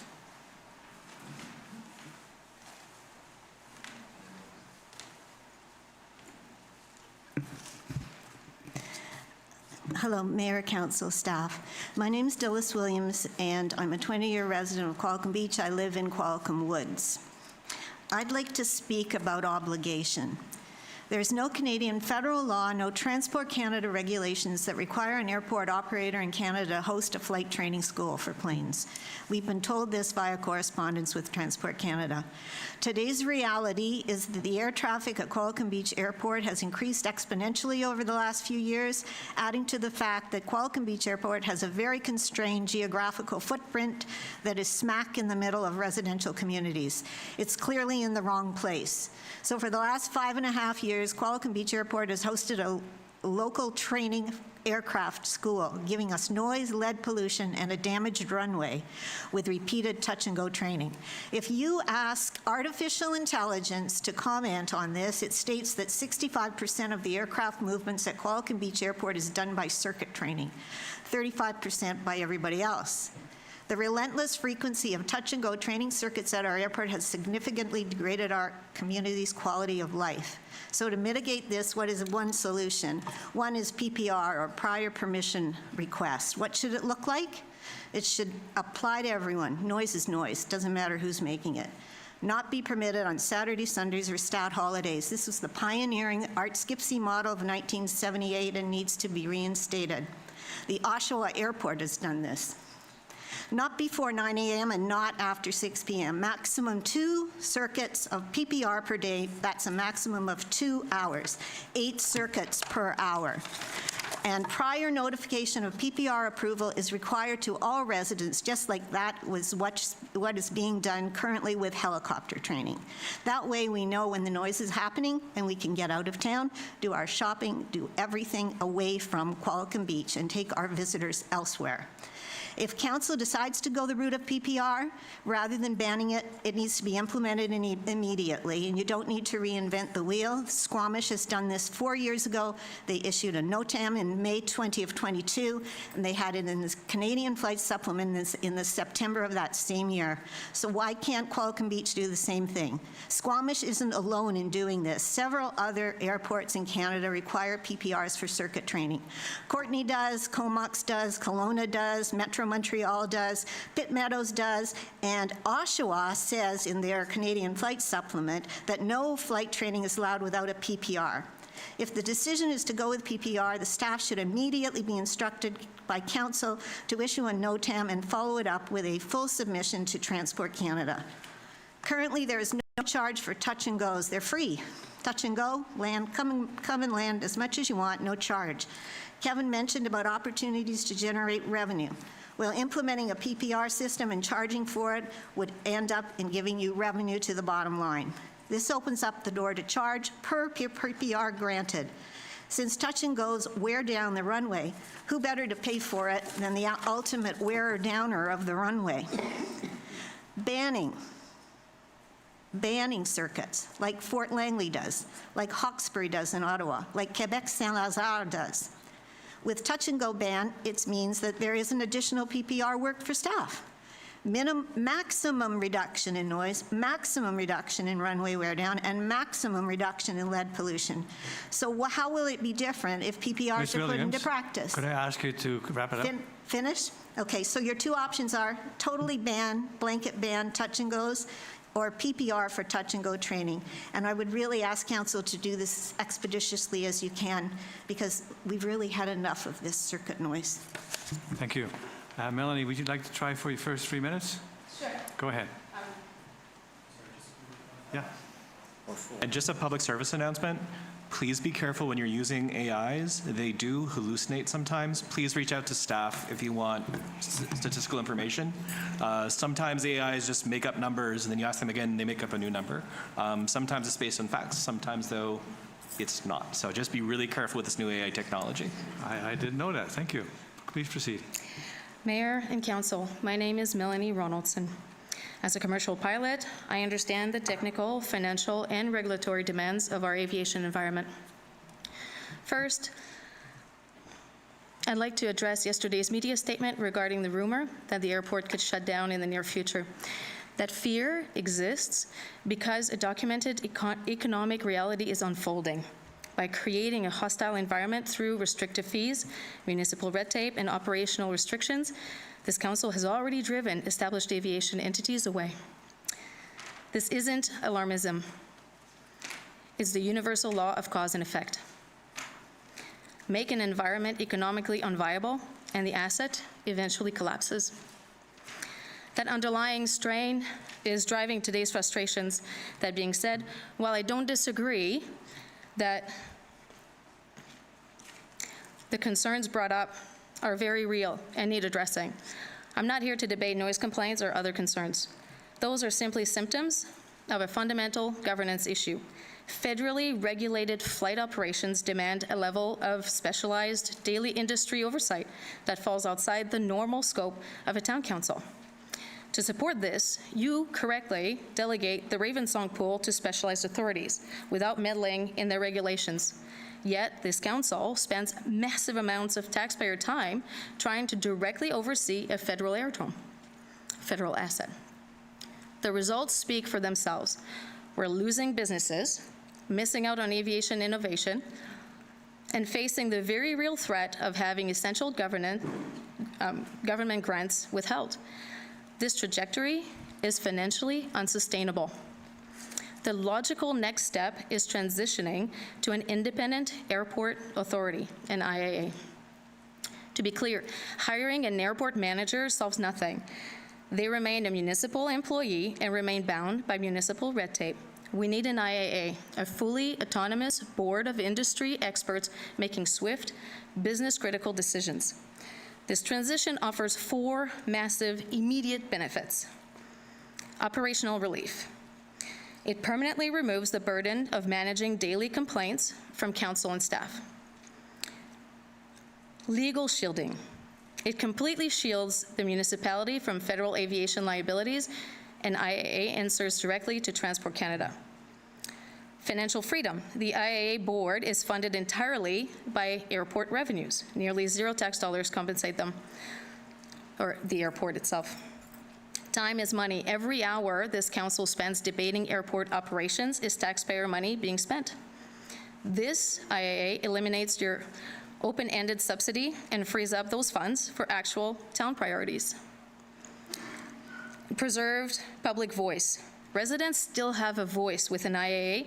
They simply bring this to the IAA, who are formed by aviation experts. It's time to lift this specialized burden off the shoulders like other regional airports and smaller aerodromes, like the Courtenay Air Park, have done, and now benefit from the governance of an IAA. Today, I'm formally submitting the IAA Transition Framework proposal. This is a complete step-by-step operational roadmap, starting with a 90-day steering committee and culminating in a strict 36-month financial exit strategy for the municipality. I respectfully urge this council to review this framework and initiate the handover. Is that 3 minutes? Thank you. You're welcome. Next is, I think it's Kay Stover. I have paperwork for you. Pardon? I have paperwork to submit. Yep, please. I'll come to you. I think it's Kay Stover. There you go.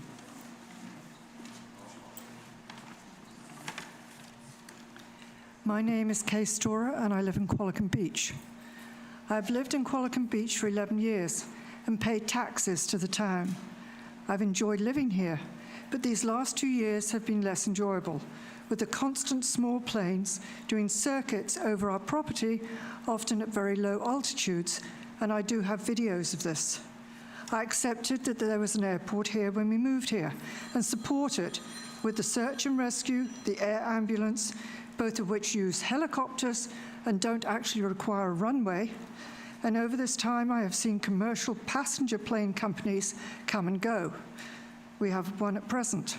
I've also seen some that didn't last the time. My complaint is for the touch and go planes who use the airport but contribute nothing to the town financially.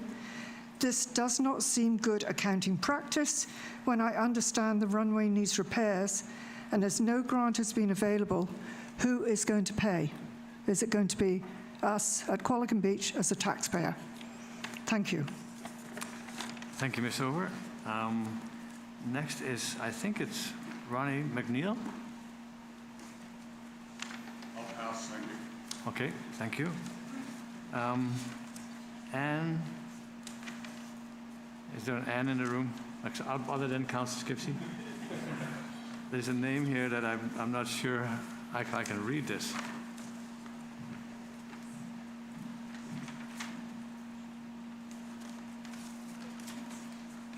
Hawkins? Anybody have a name? Hawkins?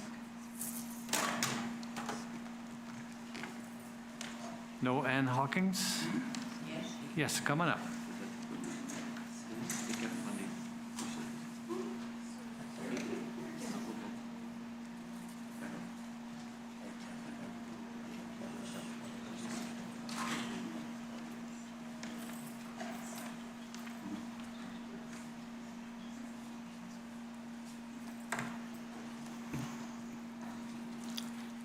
I'm Ann Hall Hawkins.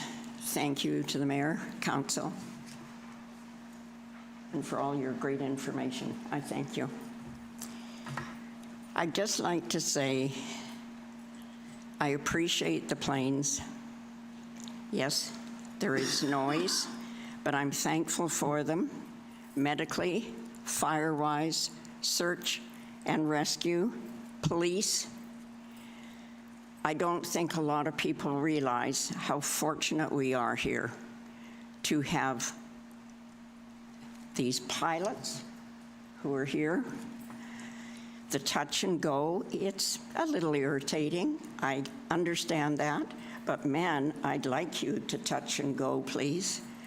I don't want to see you crashing. I've lost two very good friends as helicopter pilots who were helping people, and the planes were tired, and the blades hit trees, and that was the end of them.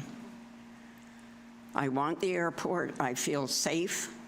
I know that I was paramedic out of here 3 times this year, and I feel very fortunate that I had that. I also realize that people haven't been able to have paramedics because there are so many people who need them, but they were able to be flown to Victoria and Vancouver, and their lives were saved. I thank you very much. Thank you. Joe Tudor.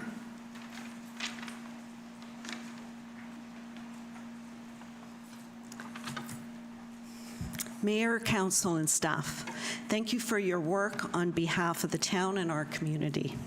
And thank you to the pilots who practice consideration of the people, livestock, and neighborhoods below. My value is to have a peaceful community as much as possible, and our goal is to work with the town and users of the Qualicum Beach Airport. Many of the people who bought homes near the airport did so in a quieter time before the new flight paths were established. Our town is growing, and as is the activity at the airport. I therefore request council to consider the following actionable steps: to restrict circuit training over residential communities as other municipalities do and has been done here in the past. For example, in 1978, Alderman Skipsey introduced a policy whereby no circuits were to fly on Saturdays, Sundays, holidays between May 1st and September 30th. That would give a lot of relief to the often constant noise and associated lead and pollution. The next one would be to restrict helicopter training over residential communities, as is done in other municipalities. We do appreciate the services, but wonder if the helicopters could train over for us. Establish PPR to reduce noise and pollution over communities, farms, and livestock. Charge landing fees to increase revenue and reduce the burden on taxpayers. If staffing is a concern, support the formation of a community working group to support this effort. Together with the town and airport users, we can establish fair solutions that work for everyone and protect the peace and livability of our town. Thank you. Thank you. Next is Tom Whitehilt. Come on up.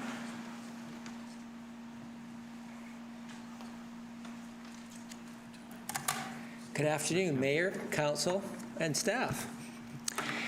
The higher portions of Qualicum Woods and nearby Rupert Road are on the recently changed flight path that has seen ever-increasing air traffic. Please keep in mind that these concerned residents bought properties well before the flight path was changed. Use of this airport for touch-and-go landing training for flights from anywhere is unregulated and free. There aren't prior permission required PPR regulations here for flight training as in other municipal airports. Please consider restricting circuit training and helicopter training away from Saturday, Sunday, and statutory holidays as done previously. Thank you. Thank you, Mr. Whitfield. Next is Angie Roberts.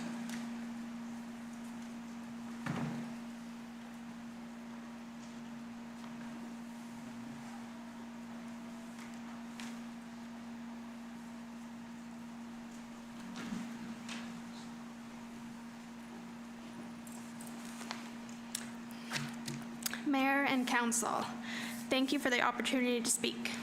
I'd like to acknowledge the work that the airport staff have done over the past 6 months. This report shows continued efforts to reduce impacts where possible, including expanding noise-sensitive areas. working with NAV Canada and educating pilots and encouraging good neighbor practices. It's also encouraging to see that public complaints have dropped significantly compared with the same period last year. I think it's important that we also remember the history of the Qualicum Beach Airport. The airport has served this community since 1954. It wasn't built beside existing neighborhoods. Many of the neighborhoods developed around the airport that had already been operating for decades. When people choose to purchase a home near an airport, they do so knowing that the aircraft operations are part of the area. Just as people who live near highways, rail lines, farms, and marinas can expect those facilities to continue operating an airport. Facilities to continue operating. An airport should not be expected to cease or significantly restrict its normal operations simply because of surrounding development has increased. In fact, my own home is apparently located within the noise-sensitive area, yet aircraft still occasionally fly over our house. Do I complain? No. I chose to live beside an airport, and I understand that aircraft don't always fly in perfectly predictable patterns. I expect there will be airplane noise from time to time, and that's simply part of living near an active airport. The report also highlights why this airport is an important community asset. It supports medical transfers, helicopter and emergency response training, flight instruction, and emergency preparedness, exercises required by Transport Canada. These aren't recreational luxuries, they're services that contribute to public safety and regional resilience. I appreciate that the town continues to work with NAV Canada and local pilots to minimize unnecessary noise while still allowing the airport to fulfill its role. That strikes me as the appropriate balance and encouraging responsible flying practices without compromising an airport that has served this community for more than 70 years. I encourage council to continue supporting the airport as a vital piece of our community infrastructure while ensuring that expectations remain realistic for those who chose to live near an active airport. Thank you. Thank you. Sigmund Sort.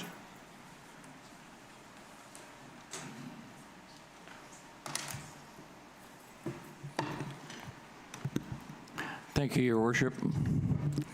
Council, learned and hardworking staff, members of the community, thanks for this great opportunity to laud the positive service that a regional airport affords the residents of Qualicum Beach. I'm happy to report that should touch and goes continue at Qualicum Beach Airport in preparing pilots to be that future military pilot, that future medevac pilot, that future I'm going on a holiday pilot, that the town of Qualicum applies for and from time to time receives federal monies to resurface the runway. So it's not a local burden. And those federal tax monies come from Canadians from coast to coast to coast. They don't come from Qualicum Beach. There's a BCAP program also that affords the town of Qualicum to have money for their vital infrastructure.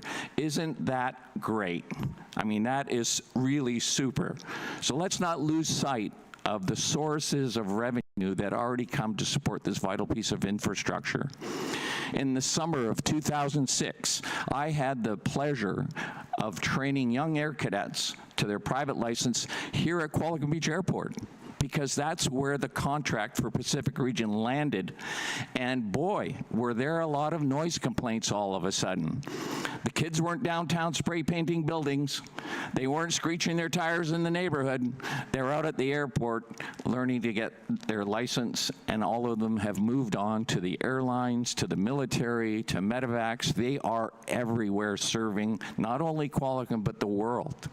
And this runway in Qualicum leads to all runways in the rest of the world. Just catch your connecting flight if you can get through security on time and your luggage actually follows you to your destination.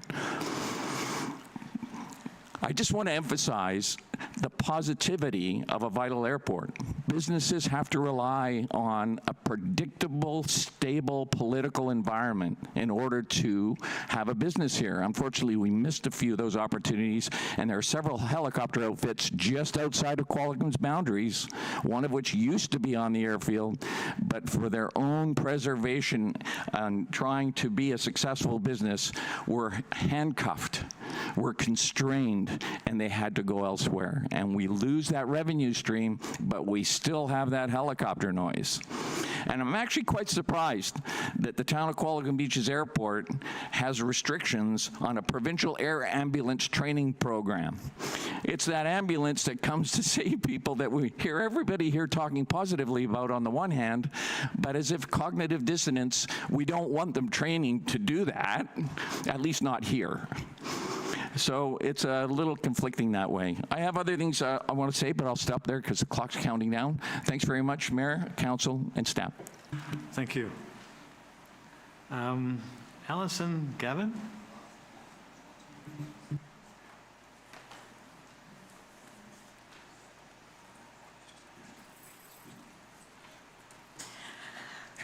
Mayor, council, staff, and guests, thank you for the opportunity to speak today. My name is Allison Gavin, and my husband Gordon and I are the owners and operators of Skydive Vancouver Island since 2015 at the Qualicum Beach Airport.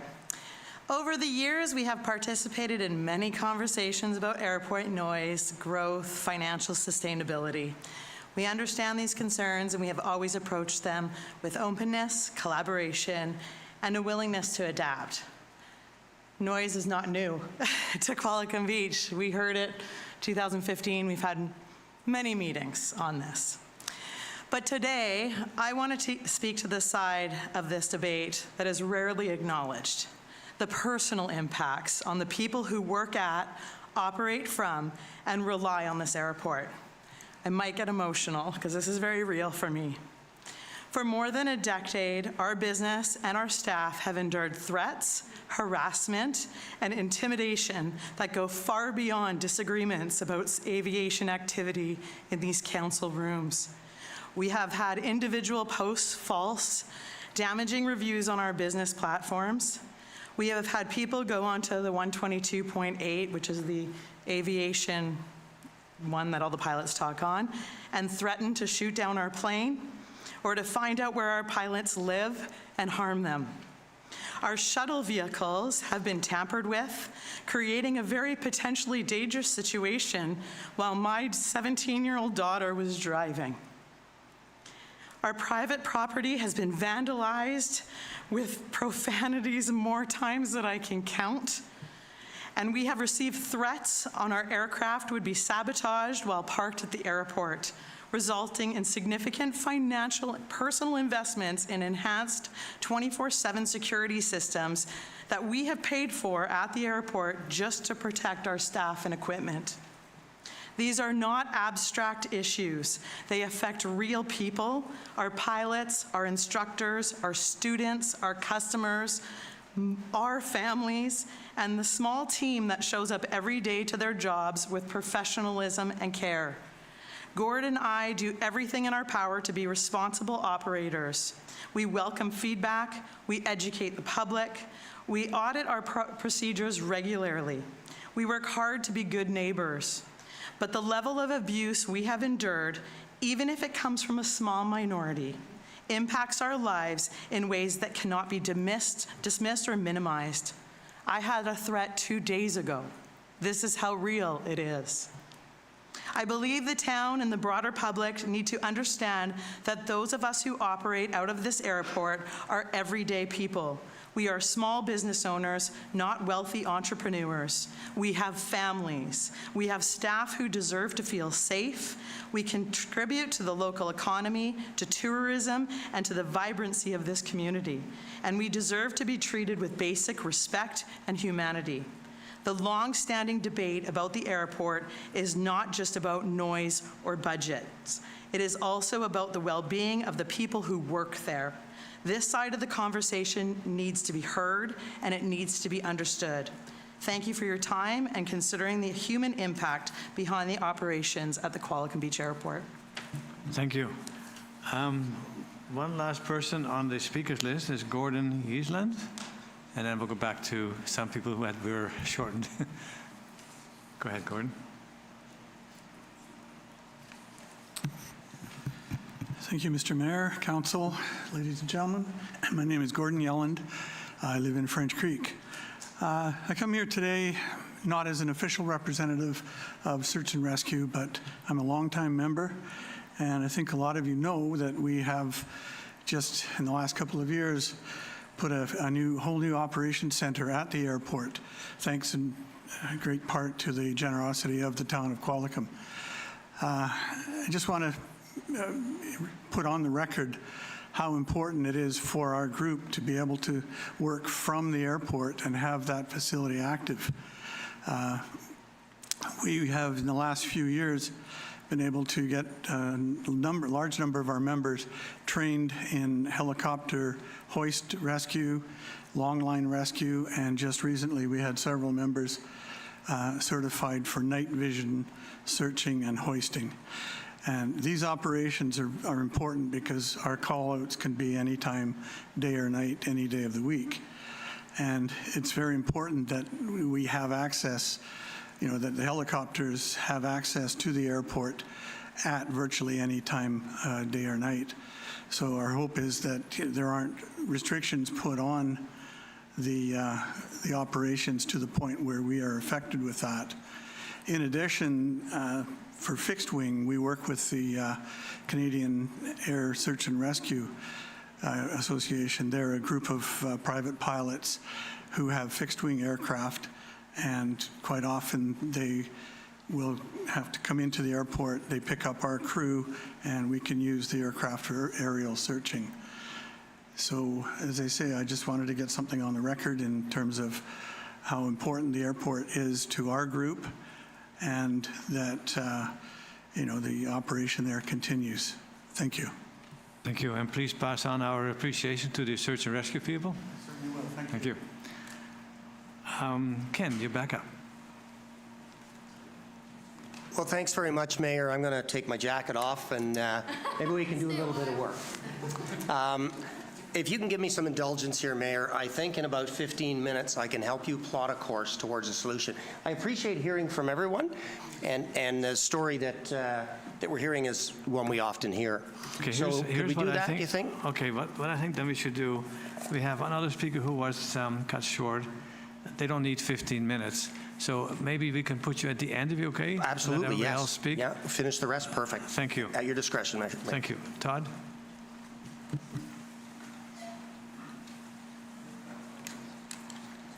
I think this is about the point where I stopped, but hopefully I don't repeat myself. So a limit on the total hours permitted per day. Councillor Skipsey asked staff to consider a limit of 3 hours a day of total training activities. This would offer residents a break from the noise. Use the NOTAM system to implement the PPR rules immediately so our communities provide relief from yet another summer of repetitive airport. Actually, I said all that, so we'll go on to the next one. Issue a NOTAM now, followed by CFS, directing all pilots to use transmitters at QB Airport and in the immediate area. As well as supporting the monitoring of PPR rules, this will assist with the ongoing Council ADSB data collection project. Now, for those who don't live near the airport, it may be hard to understand what we are living with and why we continue to be concerned with airport noise. So here's a recent example, and I gave Council a copy, of noise from just one plane in just over an hour. These screen grabs are backed up by personal observations. They provide a summary of the repetitive activities of one plane involved in currently permitted training over Qualicum Beach. This is a very small sample of the activity of just one plane on one day, but as you can see, there were even more in this time period. As many planes that use our airport don't have ADSB equipment, this is only a partial picture of the actual activity we experience. And I won't go, because of time, I won't go into the minute by minute of it, but there were a lot of touch and go activities and repeated circuits. At one point, there's 40 minutes of continual circuits being done. But the impacts are not merely an inconvenience to our community. Airport activities actually have proven negative health effects. The World Health Organization said noise ranks among the foremost environmental risks to physical and mental health and well-being, contributing significantly to the burden of disease. A range of cardiovascular and mental health outcomes have been associated with noise, such as stroke, depression, dementia, and cognitive impairment. The Environmental Protection Agency stated emissions of lead from aircraft that operate on leaded fuel cause or contribute to air pollution which may reasonably be anticipated to endanger public health and welfare. Almost all single-piston planes at our airport burn leaded fuel.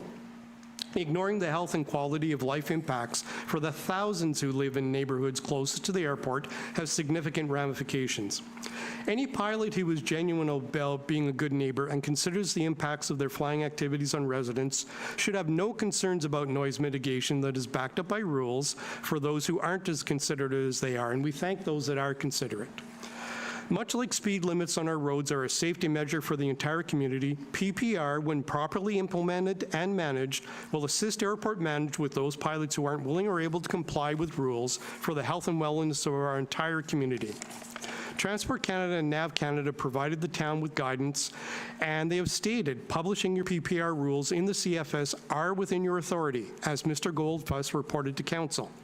We're asking you to use the approved processes like NOTAM system, which can be implemented in hours, not months. We understand that submission deadlines to the CFS could see PPR changes delayed until at least the winter. We've waited since February for the NSA improvements, and I'll be quick if you'll indulge me a little bit. Thank you. Okay.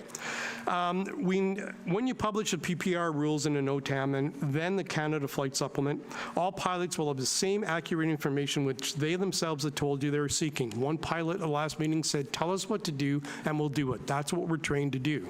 I couldn't have said it better myself.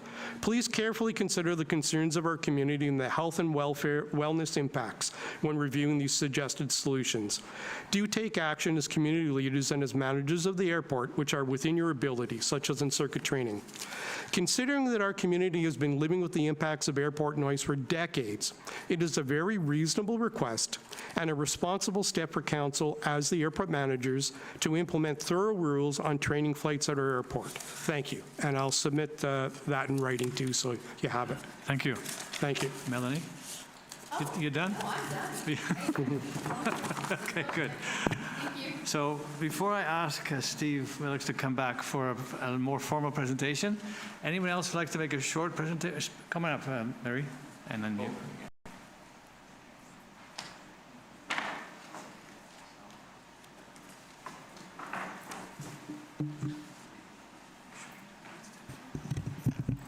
Marie Noel, and I live in town. I'd like to talk a little about finance because today's presentation, there were no numbers provided. And so far, we've not been given any actual numbers for the operations for 2025. We have projected numbers in the budget book, but we've never actually seen what our outcome is despite having a budget. When I look at the budget book for 2026 to 30, I see that our leases, we get 4 lines of revenue here. Leases, they're actually going down from where they were in 2023. I see fees were $34,000 in 2023, and they're projected to be $26,000. So again, no increase, definitely going down. The other one is other revenue. It was $20,000 in '23, and this year we're budgeting for '26, $8,000. So when I hear constantly that these fees are going up, I'm wondering if maybe the budget that we're seeing and that we approved in April already deals with the significant reduction in budget that was authorized recently by removing reducing the passenger fee from 11 down to 5, and by giving away the parking fee. At the end of the day, projected losses for 2025 last year were $269,000 of taxpayer money, and I don't see us actually going in the right direction here. I think the problem is one of scale, and that we really need to figure out how to get enough business activity at the airport to generate enough revenue so that they all can stay in business, but they can cover the cost of operating the airport. That's all I have to say. Thank you. Thank you. Anyone else, if you want to make a short comment? And I'm going to turn it over to Steve. Go ahead, Steve. Pardon?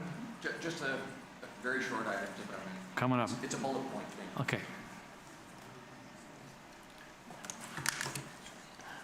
Thank you, Your Worship, Council, staff, and members of the community. Just the impassioned plea that we heard a short time ago from the parachute organization, and some of the things that they've had to survive and suffer are real. And they're not alone in some of the things that have happened in and around Qualicum Beach Airport over the years.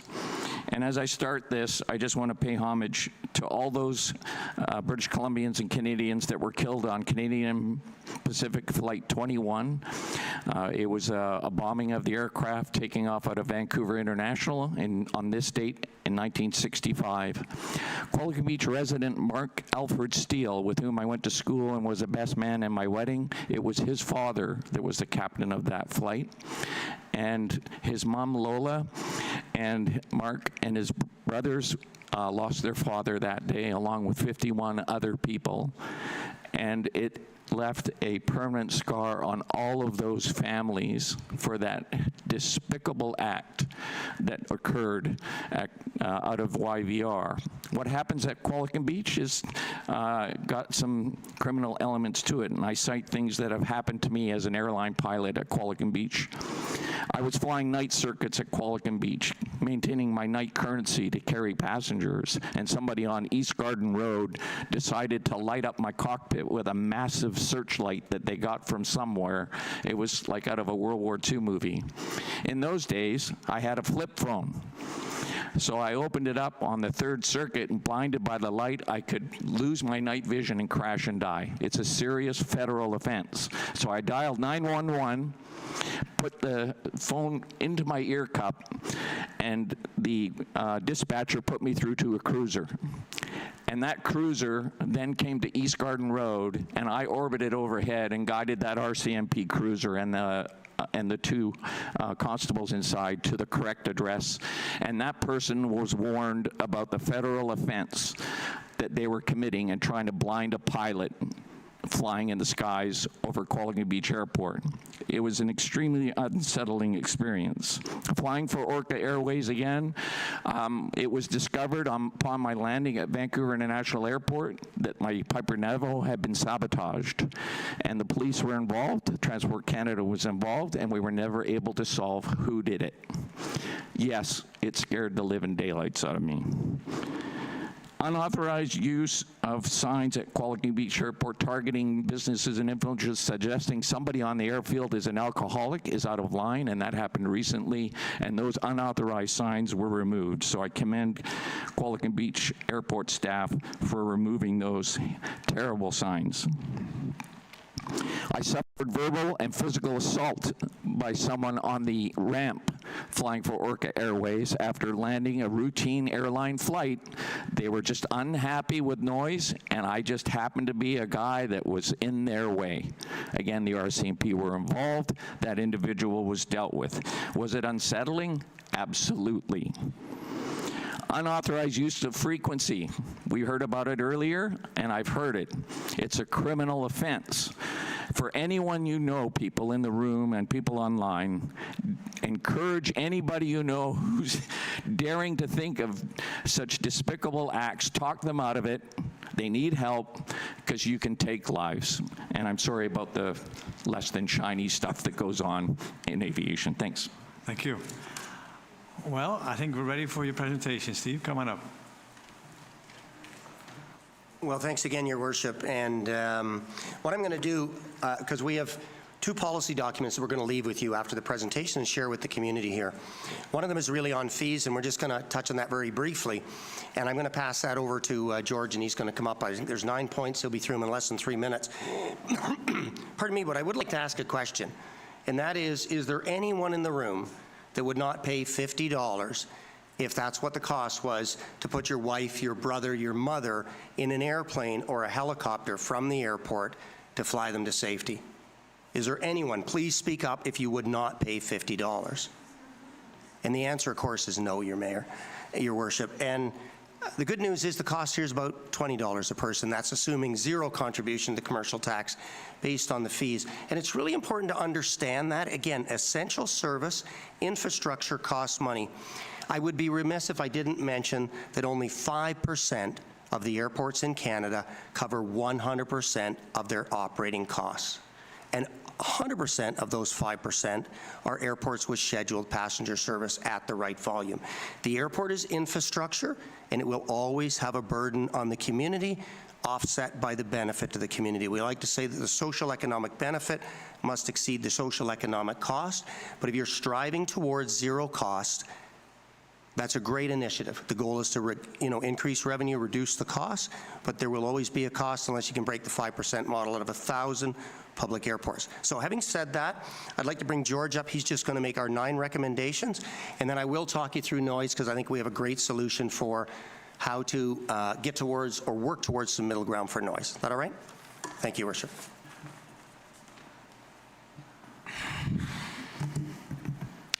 George Farrington. I work for COPA. I'm not going to talk about who we are and who we are as an organization because my colleague has done that so well. I have 7 points and I'll try to stick to 3 minutes. The first point, fee structures. Fees at an airport should really be structured around protecting essential services and avoiding the discouragement of aviation activity that supports airport viability. I think that's a pretty essential one. The airport needs to remain viable. The fees shouldn't stand in the way of that. Airport fees should only be really established where they are necessary, justified, and proportionate to the legitimate infrastructure and operating requirements. Unnecessary fees are just unnecessary. They should be proportional, they should be reasonable, and there should be a good impact on the airport. Third point is that meaningful consultation and transparent disclosure of rationale, cost drivers, and anticipated impacts occur before significant fees are made. It is one thing to implement the fees, it is another thing to consult the many users of the airport, the local area, that will be impacted by those fees. The fourth point that I'd like to bring up is new or increased fees be benchmarked against comparable airports and assessed for competitiveness for the broader industry context. Now, location is obviously an incredibly important thing when it comes to an airport, and that will determine where a business is based, but also competitiveness with those fees and how they would reflect with airports in the area. Also, just a quick point on that, a differentiation between those based at the airport, because those based at the airport are already buying fuel, they're already purchasing hangars or tie downs, those that are visiting as a way of bringing revenue from those visitors, but then also the private operators and the commercial operators. There should be a differentiation between the two. It is very important that we do not want to drive away the essential service by any means. It is obviously very important for funding, but it is also good to differentiate the numbers between private and commercial flights. Material fee increases or newly introduced fee increases should be phased in over time. Transport Canada is trying to increase their fees. They haven't done so in decades. It is difficult on businesses and operators to start bearing the burden of fees significantly increased in a short period of time. They should be phased to allow for businesses and users to be able to come to terms with those new fees. Last 2 points. Airport operators consider the full range of airport-related revenue sources, including training, commercial activity, tenant activity, related economic contributions when evaluating the financial stability. So that's a range that isn't just fees on movements, that is the revenue that's generated from other avenues within the airport to be contributing towards the overall operation of the airport. And then final point, airport operators assess the cumulative affordability impacts of proposed fees on student pilots, as we mentioned, the next generation, those flying medevacs, military or commercial airliners, instructors, aircraft owners, tenants, those that are already feeling the burden of increased fuel prices, storage, I'll get there very quickly, and small aviation businesses. There is an economy that is working against them. There is an industry and regulations that are working against them. Fees should not be one of those things working against them. We have documents we can provide which would explain a little bit better than I did. I'm sorry for going over time. That is it. Thank you. And you're in so many working groups, you probably won't have time to play golf around here. I don't know what free time is. Steve, back to you. Well, thanks very much. Be assured we work, George, and keep them very busy, and the industry keeps them busy with the challenge we face. So let's talk about noise, and I'll try to pick up where I left off, and I think I can do that. We started to talk about the issue of federal supremacy, and Transport Canada has a statutory process for the establishment of noise measures, which must be followed if you are going to establish noise measures that are enforceable in law. Things like the noise-sensitive area is a really nice to have, but it has no teeth in law. So Transport Canada cannot do anything if pilots are not complying with the NSA. The same with the publication of the routes. They are recommendations. I will say that most pilots will follow them, but not at the expense of safety. I noted in the circuit pattern that you did that if I want to remain within gliding distance of the airport, I cannot do so and comply with your regulation. And as a pilot, safety is going to trump that. So I'd love to comply with your NSA. If I come and fly here, I will not be able to do so because safety is always paramount. And it's maybe a little, I'm going to grab my phone so it stops falling off the desk here. And it's maybe a little bit of failing what happens when we go without the process. And it's really important to look at that. Now, the process requires first quantifying documentation of the noise measures or the problem itself. So really good noise analysis. If your airport is like the rest of the airports in Canada and quite honestly around the world, it's off the departure end of the runway. We heard many of the neighbors say, I live right there, and it's every 5 minutes or less. It takes an airplane 6 minutes to go around the standard circuit pattern. That's what it takes. So depending on how many airplanes, that'll determine how much noise you have and what the duration is. Really good, reliable complaint data that hotspots them, in other words, shows where they are, is really important. Evaluation on the operational impacts when you look at these things, and considerations on what are alternate mitigation measures. And now, it was mentioned, I want to touch on that, around the publication of noise measures in the Canadian Flight Supplement that don't meet AC 302. And in fact, it was mentioned at Oshawa, and we have them. So in the Flight Supplement, and the way it works, Transport Canada is the regulator. They're the ones that get to enforce it. When a municipality develops their own standards, as you have, or as we have in Oshawa, we can request that NAV Canada publish them, as you have. NAV Canada will not say no, because they're not the regulator, and they put in the CFS what we, the airport managers, ask them to put in there. In Oshawa's case, it says flight training prior permission required. And that is so I can introduce to anyone coming our voluntary measures, because we recognize we have no authority to enforce them, because Transport Canada is the regulator. But it does allow us an opportunity to talk to the pilots, and we have some very reasonable measures that, to the greatest extent possible, the pilots follow them. But it's really important to understand that that they are involuntary, and in the same as your case, there's no mechanism in law for you to enforce a standard where you're stepping into the rules of the federal government, is essentially what that is. And the measures must remain, safety must remain the primary consideration. That's point 4. So it has to measure the effect on circuit training. I mentioned the thing about moving away from the gliding path. It has to look at flight training activities. It has to look at runway use, your preferential runway, land on 11, take off on 29. Again, as conditions permit, nothing particularly wrong with that, because as permissions commit, why wouldn't the pilots help you out? And my experience is they always will. Operating hours or pilot decision-making, again, must really be taken into consider. Now, under AC 302, and we can send you a copy, you can look it up, your airport manager may have a copy. It has a statutory consultation process that must be followed. So you quantify the problem, and part of the consultation, these are the groups that you must consult with. The airport manager and the operator, well, that's you. Obviously, you're going to consult with yourself. If you have a noise management committee, then you have to consult with them. Community representatives, it's absolutely imperative we hear from the community to fully understand the impact. NAV Canada must be consulted. Airline Transportation Association of Canada, I mentioned them earlier. Canadian Business Aircraft Association, the Canadian Owners and Pilots Association. All scheduled operators who operate out of the airport, that's your scheduled passenger service, Transport Canada, and all fixed base operators, that's your maintenance facilities. So it's a statutory requirement that those entities are consulted.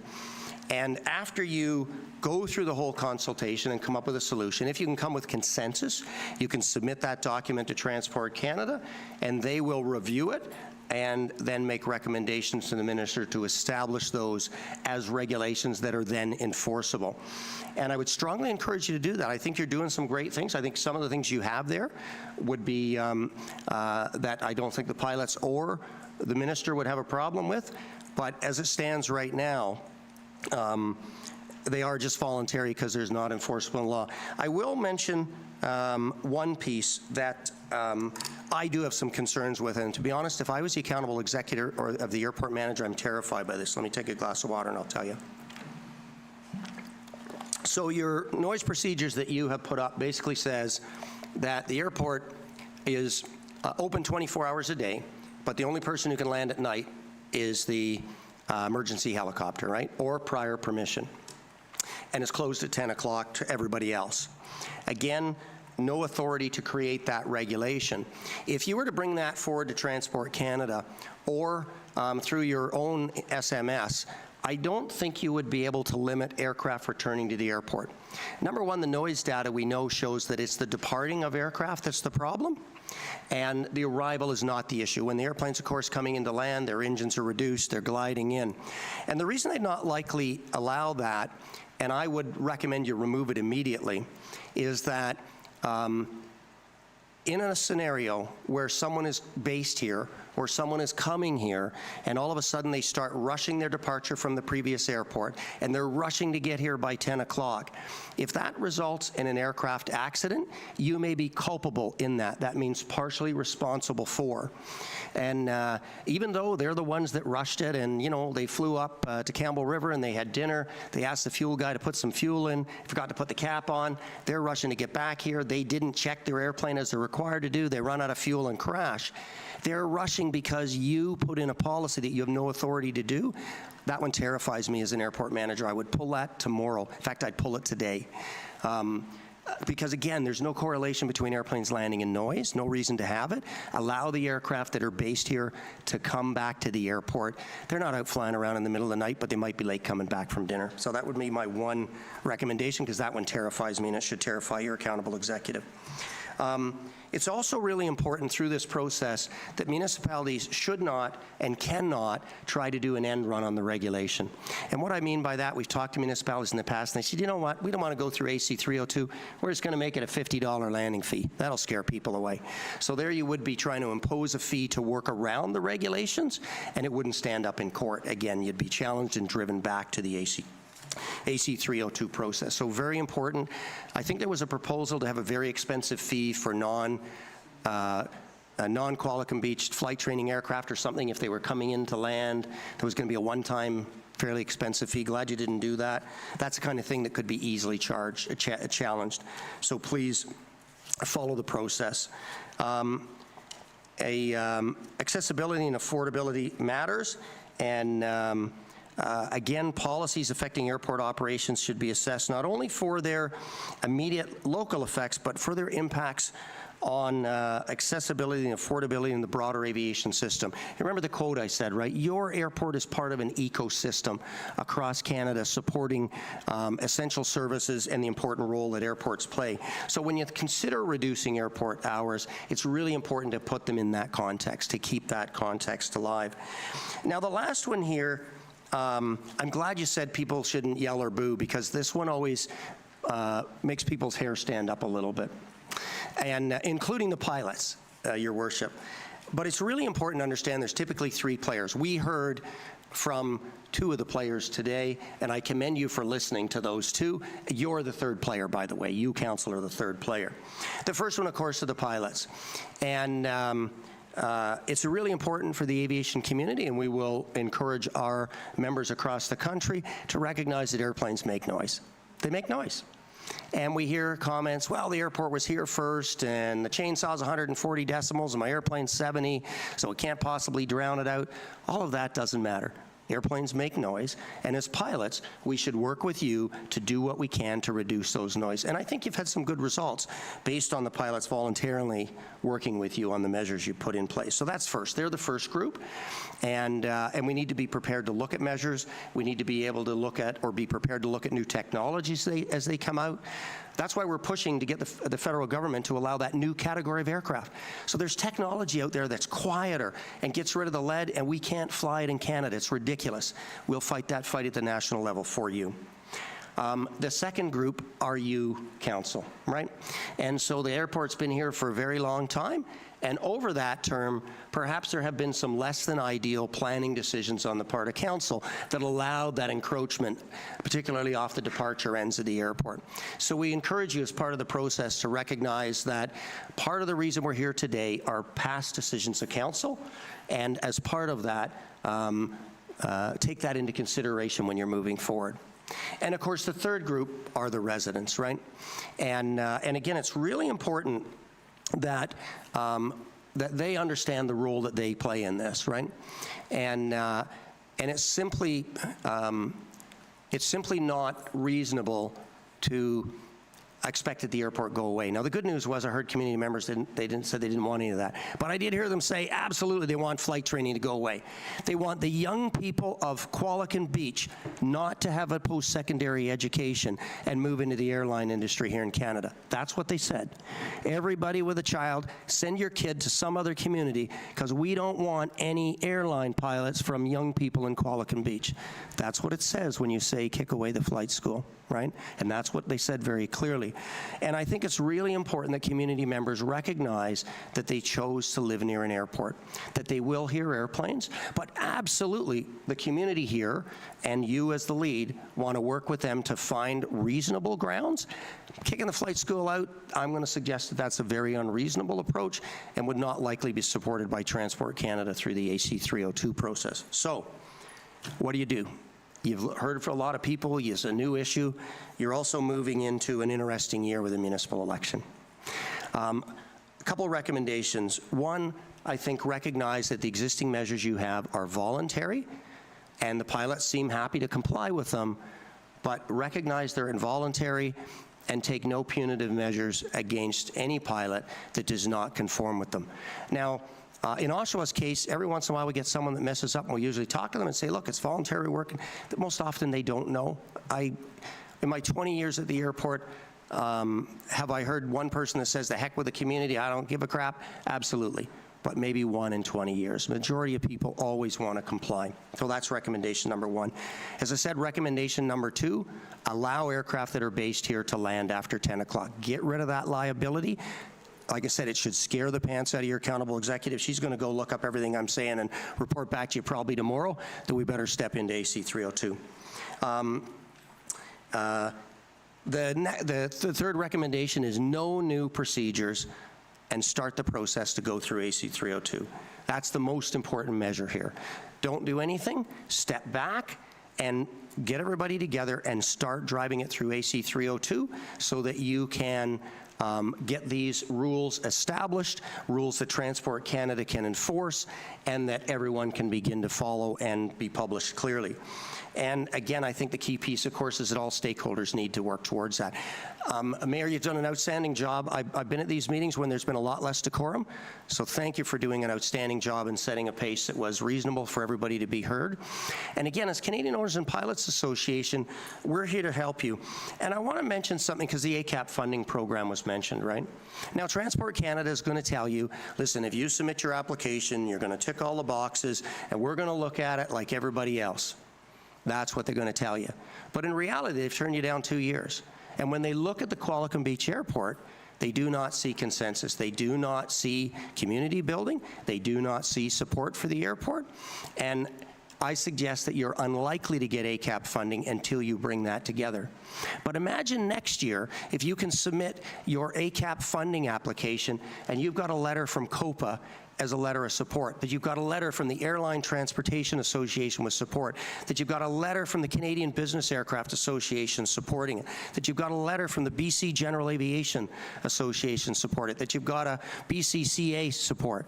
If you can bring that kind of support and show consensus to Transport Canada, then I have absolute confidence that you will get the ACAP funding. But until you do that, I think you're going to be grasping at straws, to be honest. So that's maybe the last thing to leave you with. You've got a great opportunity here to learn more about AC 302.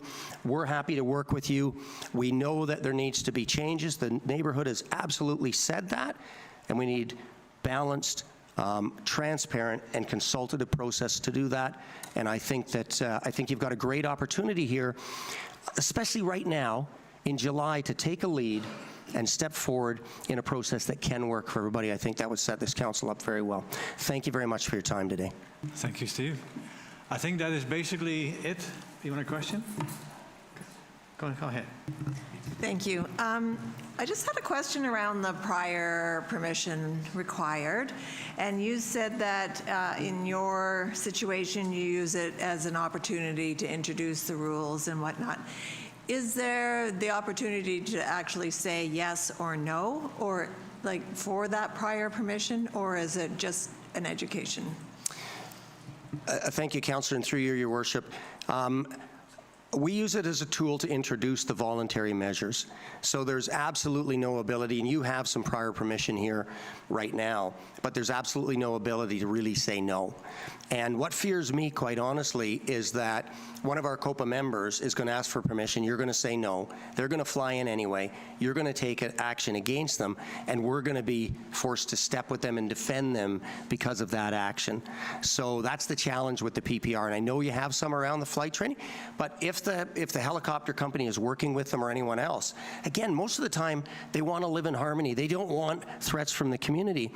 And I think part of what's happening here is you've set yourself up a little bit for failure. You've told them that we're going to create the NSAs, and I heard the neighbors say, well, there was airplanes still flying over them. Yep, because they have no foundation in law. They're a nice recommendation. And the newest one you're doing, I think, steps over a bit of a safety provision. Does that answer the question? The reality is no. And if you don't have to believe me, look on the website for Vancouver Airport. Yeah, I heard you probably heard of that airport. On there, they basically tell you, here's our noise measures. They're all established under AC 602, and you have a couple. No, the AC 302, but it's 602 is the regulation. And so in your CFS, you'll notice that you have two. The climb out straight, both runways to a certain altitude are your two noise measures that have been done. And to be honest, we put in an FOI to you and to Transport Canada because we don't have any record that we were ever consulted. I think probably we were.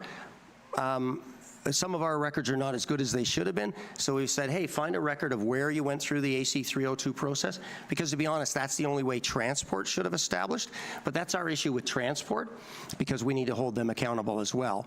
And I suspect it was there, we just don't have it. And so really important, but I wanted to mention that is us that's made that request, just so we can see where it is. But if it's not done in accordance with 602, they have no foundation in law. Councillor Harrison. And thank you very much, Your Worship. So I don't know if this is a question for yourself or for your colleague, George, but you mentioned the transition away from leaded gasoline for avgas. Do you have a rough idea where that is? Because this is something we've sent letters in the past to the federal government, and they say, well, trust us, we're working on it. And do you guys have a rough idea of a timeline, or is it just you'll find out when we all find out? I'll try to answer it, and George will kick me in the shins if I'm saying it wrong. But basically, in the U.S., they've asked the fuel providers to come up with an alternative that meets an acceptable level, and they're just not quite there yet. If I had to speculate, I think we will see some product available potentially in the 3 to 5 year window. But again, it's that. But right now, they could approve it tomorrow and transport in the FAA in the U.S. We can't use it here in Canada. That's why we said to Transport Canada, put some staff on this and create the regulations. Again, where's prescriptive regulations? We have to have a regulation to allow us to do it. So we need the regulator to get off as something and get moving on that. Did I do anything wrong? Uh-oh. I'll speak to that a little bit. One of the working groups that was mentioned was the Eliminate Aviation Gas Lead Emissions, which is an FAA initiative that we sit on. There are two current viable alternatives. Lead is sort of an essential part for high-performance engines. The majority of engines don't actually require lead and could take an unleaded source kind of tomorrow if it was available. There are two solutions available. One is made by GAMI, one is made by Swift Fuels. They're in the testing process. They need a piece of paper that allows them to put in every aircraft, and that isn't here right now. It's being tested. There needs to be a fuel by 2030 because the one manufacturer in the world that makes lead for leaded gasoline is about to stop producing that lead. So regardless of whether or not the aircraft can handle it, there needs to be a solution by 2030 that is mandated by the FAA, and Transport Canada will also be working to that deadline. The fuels exist. The certification process is underway. I expect it to be the next couple of years that we start seeing that in the States. And as with everything with Transport Canada and the government, it will be a few years after that that we see that in Canada. So it is on the way. It is under works. We will work to kind of roll that out as quickly as we can and assist with that. And just one follow-up. Sorry for George. I'm glad you didn't get kicked in the shins. But would there be any thought to, I mean, obviously you have to test for every different type of engine. Yes. It's enormously time-consuming to do that. Yes. Has there been any thought of prioritizing the most broadly commonly used, like sort of models of Cessna engine, basically the most generic? It's a difficult thing with the paperwork that's required for a certification of a fuel, because you need what's known as an AMLSTC, which is it's kind of aircraft industry-wide for a fuel type, unlike an STC that would traditionally be a supplemental type certificate that would be created aircraft by aircraft. With something like a fuel, unfortunately, it is a bit of a blanket approval. There are two kind of big manufacturers of aircraft. One of them has said, yes, you can put unleaded fuel in all of our engines. The other manufacturer has said, no, we need to test all of them individually, and that's what's kind of taking up the process, and they won't get certification until it's kind of across all aircraft types. Thank you. Councillor Young. Question for Stephen. You mentioned that you recommended an expert aviation person to mediate for us. What would the cost be, and are they readily available to be hired?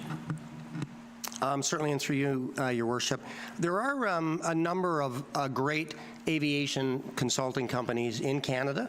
Any one of them could lead you through the process. You could also lead yourself through the process. And I will tell you that we went through the process in Oshawa. We did not have consensus. And Council was pushing for more than the aviation community could accept. Transport Canada declined our request. And even though we had a consultant and we did all the work, we didn't have consensus. So whatever you do, you need to strive towards consensus. It's certainly something you could do. I'd be happy to share our document with you. Or there are some great consultants, and again, on behalf of COPA, we'd be happy to share the names of a few that you could reach out to and get a sense as to what the cost would be. You're well on the way because you've already heard really well from the community, so I think you could quantify your problem here very quickly. And I think if you got the right people in a room, I know you have the airport manager as a steering committee that he, whatever you call the right committee that he has with some aviation users. I think use a component of that, bring in some of the community, and try to find some middle ground. I think you could get some early wins really quickly because I think some of the things you're already doing. So you could actually advance some of the ones you have very quickly through the process to make the submission to transport. And the document's very clear. Do these, it's sort of like applying for a building permit.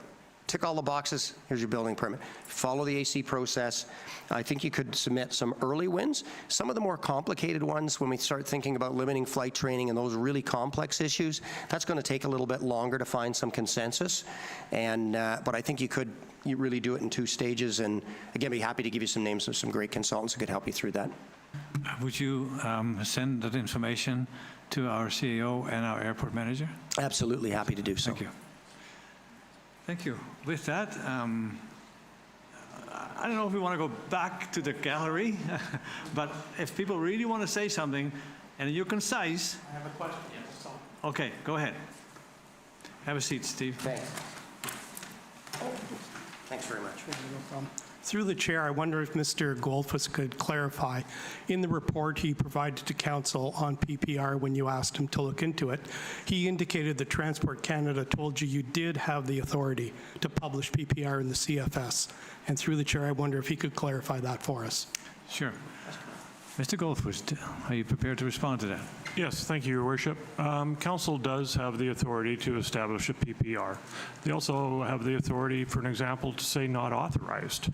So they're 2 different things, so they have the authority to do that. We have not to date received that direction from Council. Thank you. John.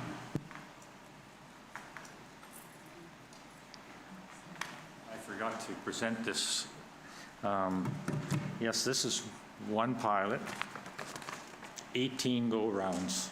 That's abusive. You know, that's way over the top. How do we control this? right?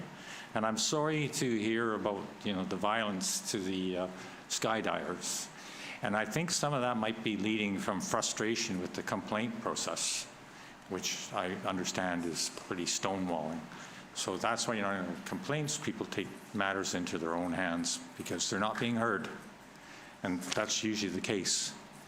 One other thing I wanted to know, did you, NAVCAN or Transport Canada, recently increase the fees to Qualicum Beach from $150,000 to $250,000 a year?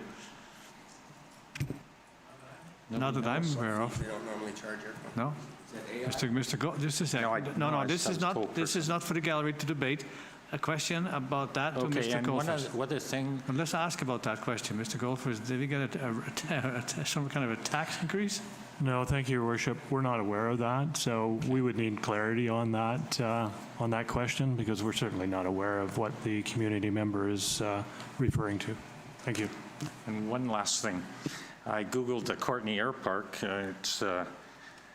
It's owned by the city of Courtenay, and it's the association. It's completely managed and operated by the volunteer Courtenay Air Park Association. So contrary to what you heard earlier about that being a federal advisory board, it's not true, unless Google's wrong. Thank you, John. Yeah, so make sure you do some fact checking. Thank you. Yes, come on up. And just state your name and if you live in Qualicum Beach or not. I do, yeah. Oh, sorry. My name is Annabelle Cormack, and I do live in Qualicum Beach. I just want to say I have listened to everything today, and I just want to say this. I lived in Vancouver. I actually lived in Richmond in a little community called Burkeville, which is right beside the Vancouver International Airport. And that is 350 homes there. And in its history in that particular area on Sea Island, there were two other neighborhoods that were there way back when the airport was first established. And I can tell you that I've heard for many, many, many years in the city of Richmond all of the arguments and the concerns and everything else that happens, and it's just an ongoing issue. In the years that we lived in this Burkeville community, the airport expanded. It added a runway, and jets became bigger and louder, but we just went with it because that's what you're going to do. At the end of the day, we're going to have this ongoing, and we all have to remember a couple of things. Whether we like it or not, Qualicum will continue to evolve. Qualicum will continue to expand. Beach? You mean Qualicum Beach? Qualicum Beach, sure. Will continue to expand. In fact, all of the island is expanding. We can't avoid it. We will need to look at change and embrace change as long as we can communicate and work toward that peaceful resolution. I was very taken with the idea of having a sophisticated formal process that was mentioned by Steve today, to assess what we're going to do and to go after what we're trying to do here. So thank you very much for that. And that's really all I wanted to say. Thank you. Thank you. You're welcome. Anyone else? Then I'll ask council for a motion to adjourn. Councilor Harrison, move. Councilor Harrison. Just one thing. Okay. Well, I was just going to say one thing, that just something that someone said a moment ago. If not getting your way in a democracy means you vandalize someone's property or jeopardize another citizen's safety, you are not speaking in a committee of the whole, you're speaking to the RCMP. It doesn't matter whether you disagree with me, whether I get things wrong. I don't get to sabotage someone's brakes in their car or something because I didn't get my way. So I just think there's certain things where you get to stand at a microphone and say, I completely disagree with you, I think you're totally wrong, everything you're saying is totally out to lunch, that's fine. The moment you start vandalizing people's property and jeopardizing safety, that is a huge red line, no matter what side of a debate you're on. So just want to highlight that. However our inquiry system is performing has no justification for a criminal act. Full stop. Let us know if our inquiry system can be improved by all means. That's totally fine. I agree. I've actually heard some stories. It's not always perfect. But I just want to say, that's crossing the line where you say it's okay just because my complaint wasn't heard. No, it's not. It's never okay to go that far. It's okay to be angry and frustrated and let us know what we can do better. It's not okay to hurt someone else. Thank you, Councilor Harrison. Councilor Skipsey. Yeah, I just wanted the opportunity to clarify something because it was mentioned a couple of times that I had said 3 hours a day. And I did say maybe 3 hours a day, but that was an example of what might be acceptable during weekends and holidays, and that we should consult with people in the community, both the users and the neighborhood, to learn so we can make a more educated and informed decision. So I just want to clarify that I wasn't advocating for 3 hours a day. It was an example. Thank you. Come on up.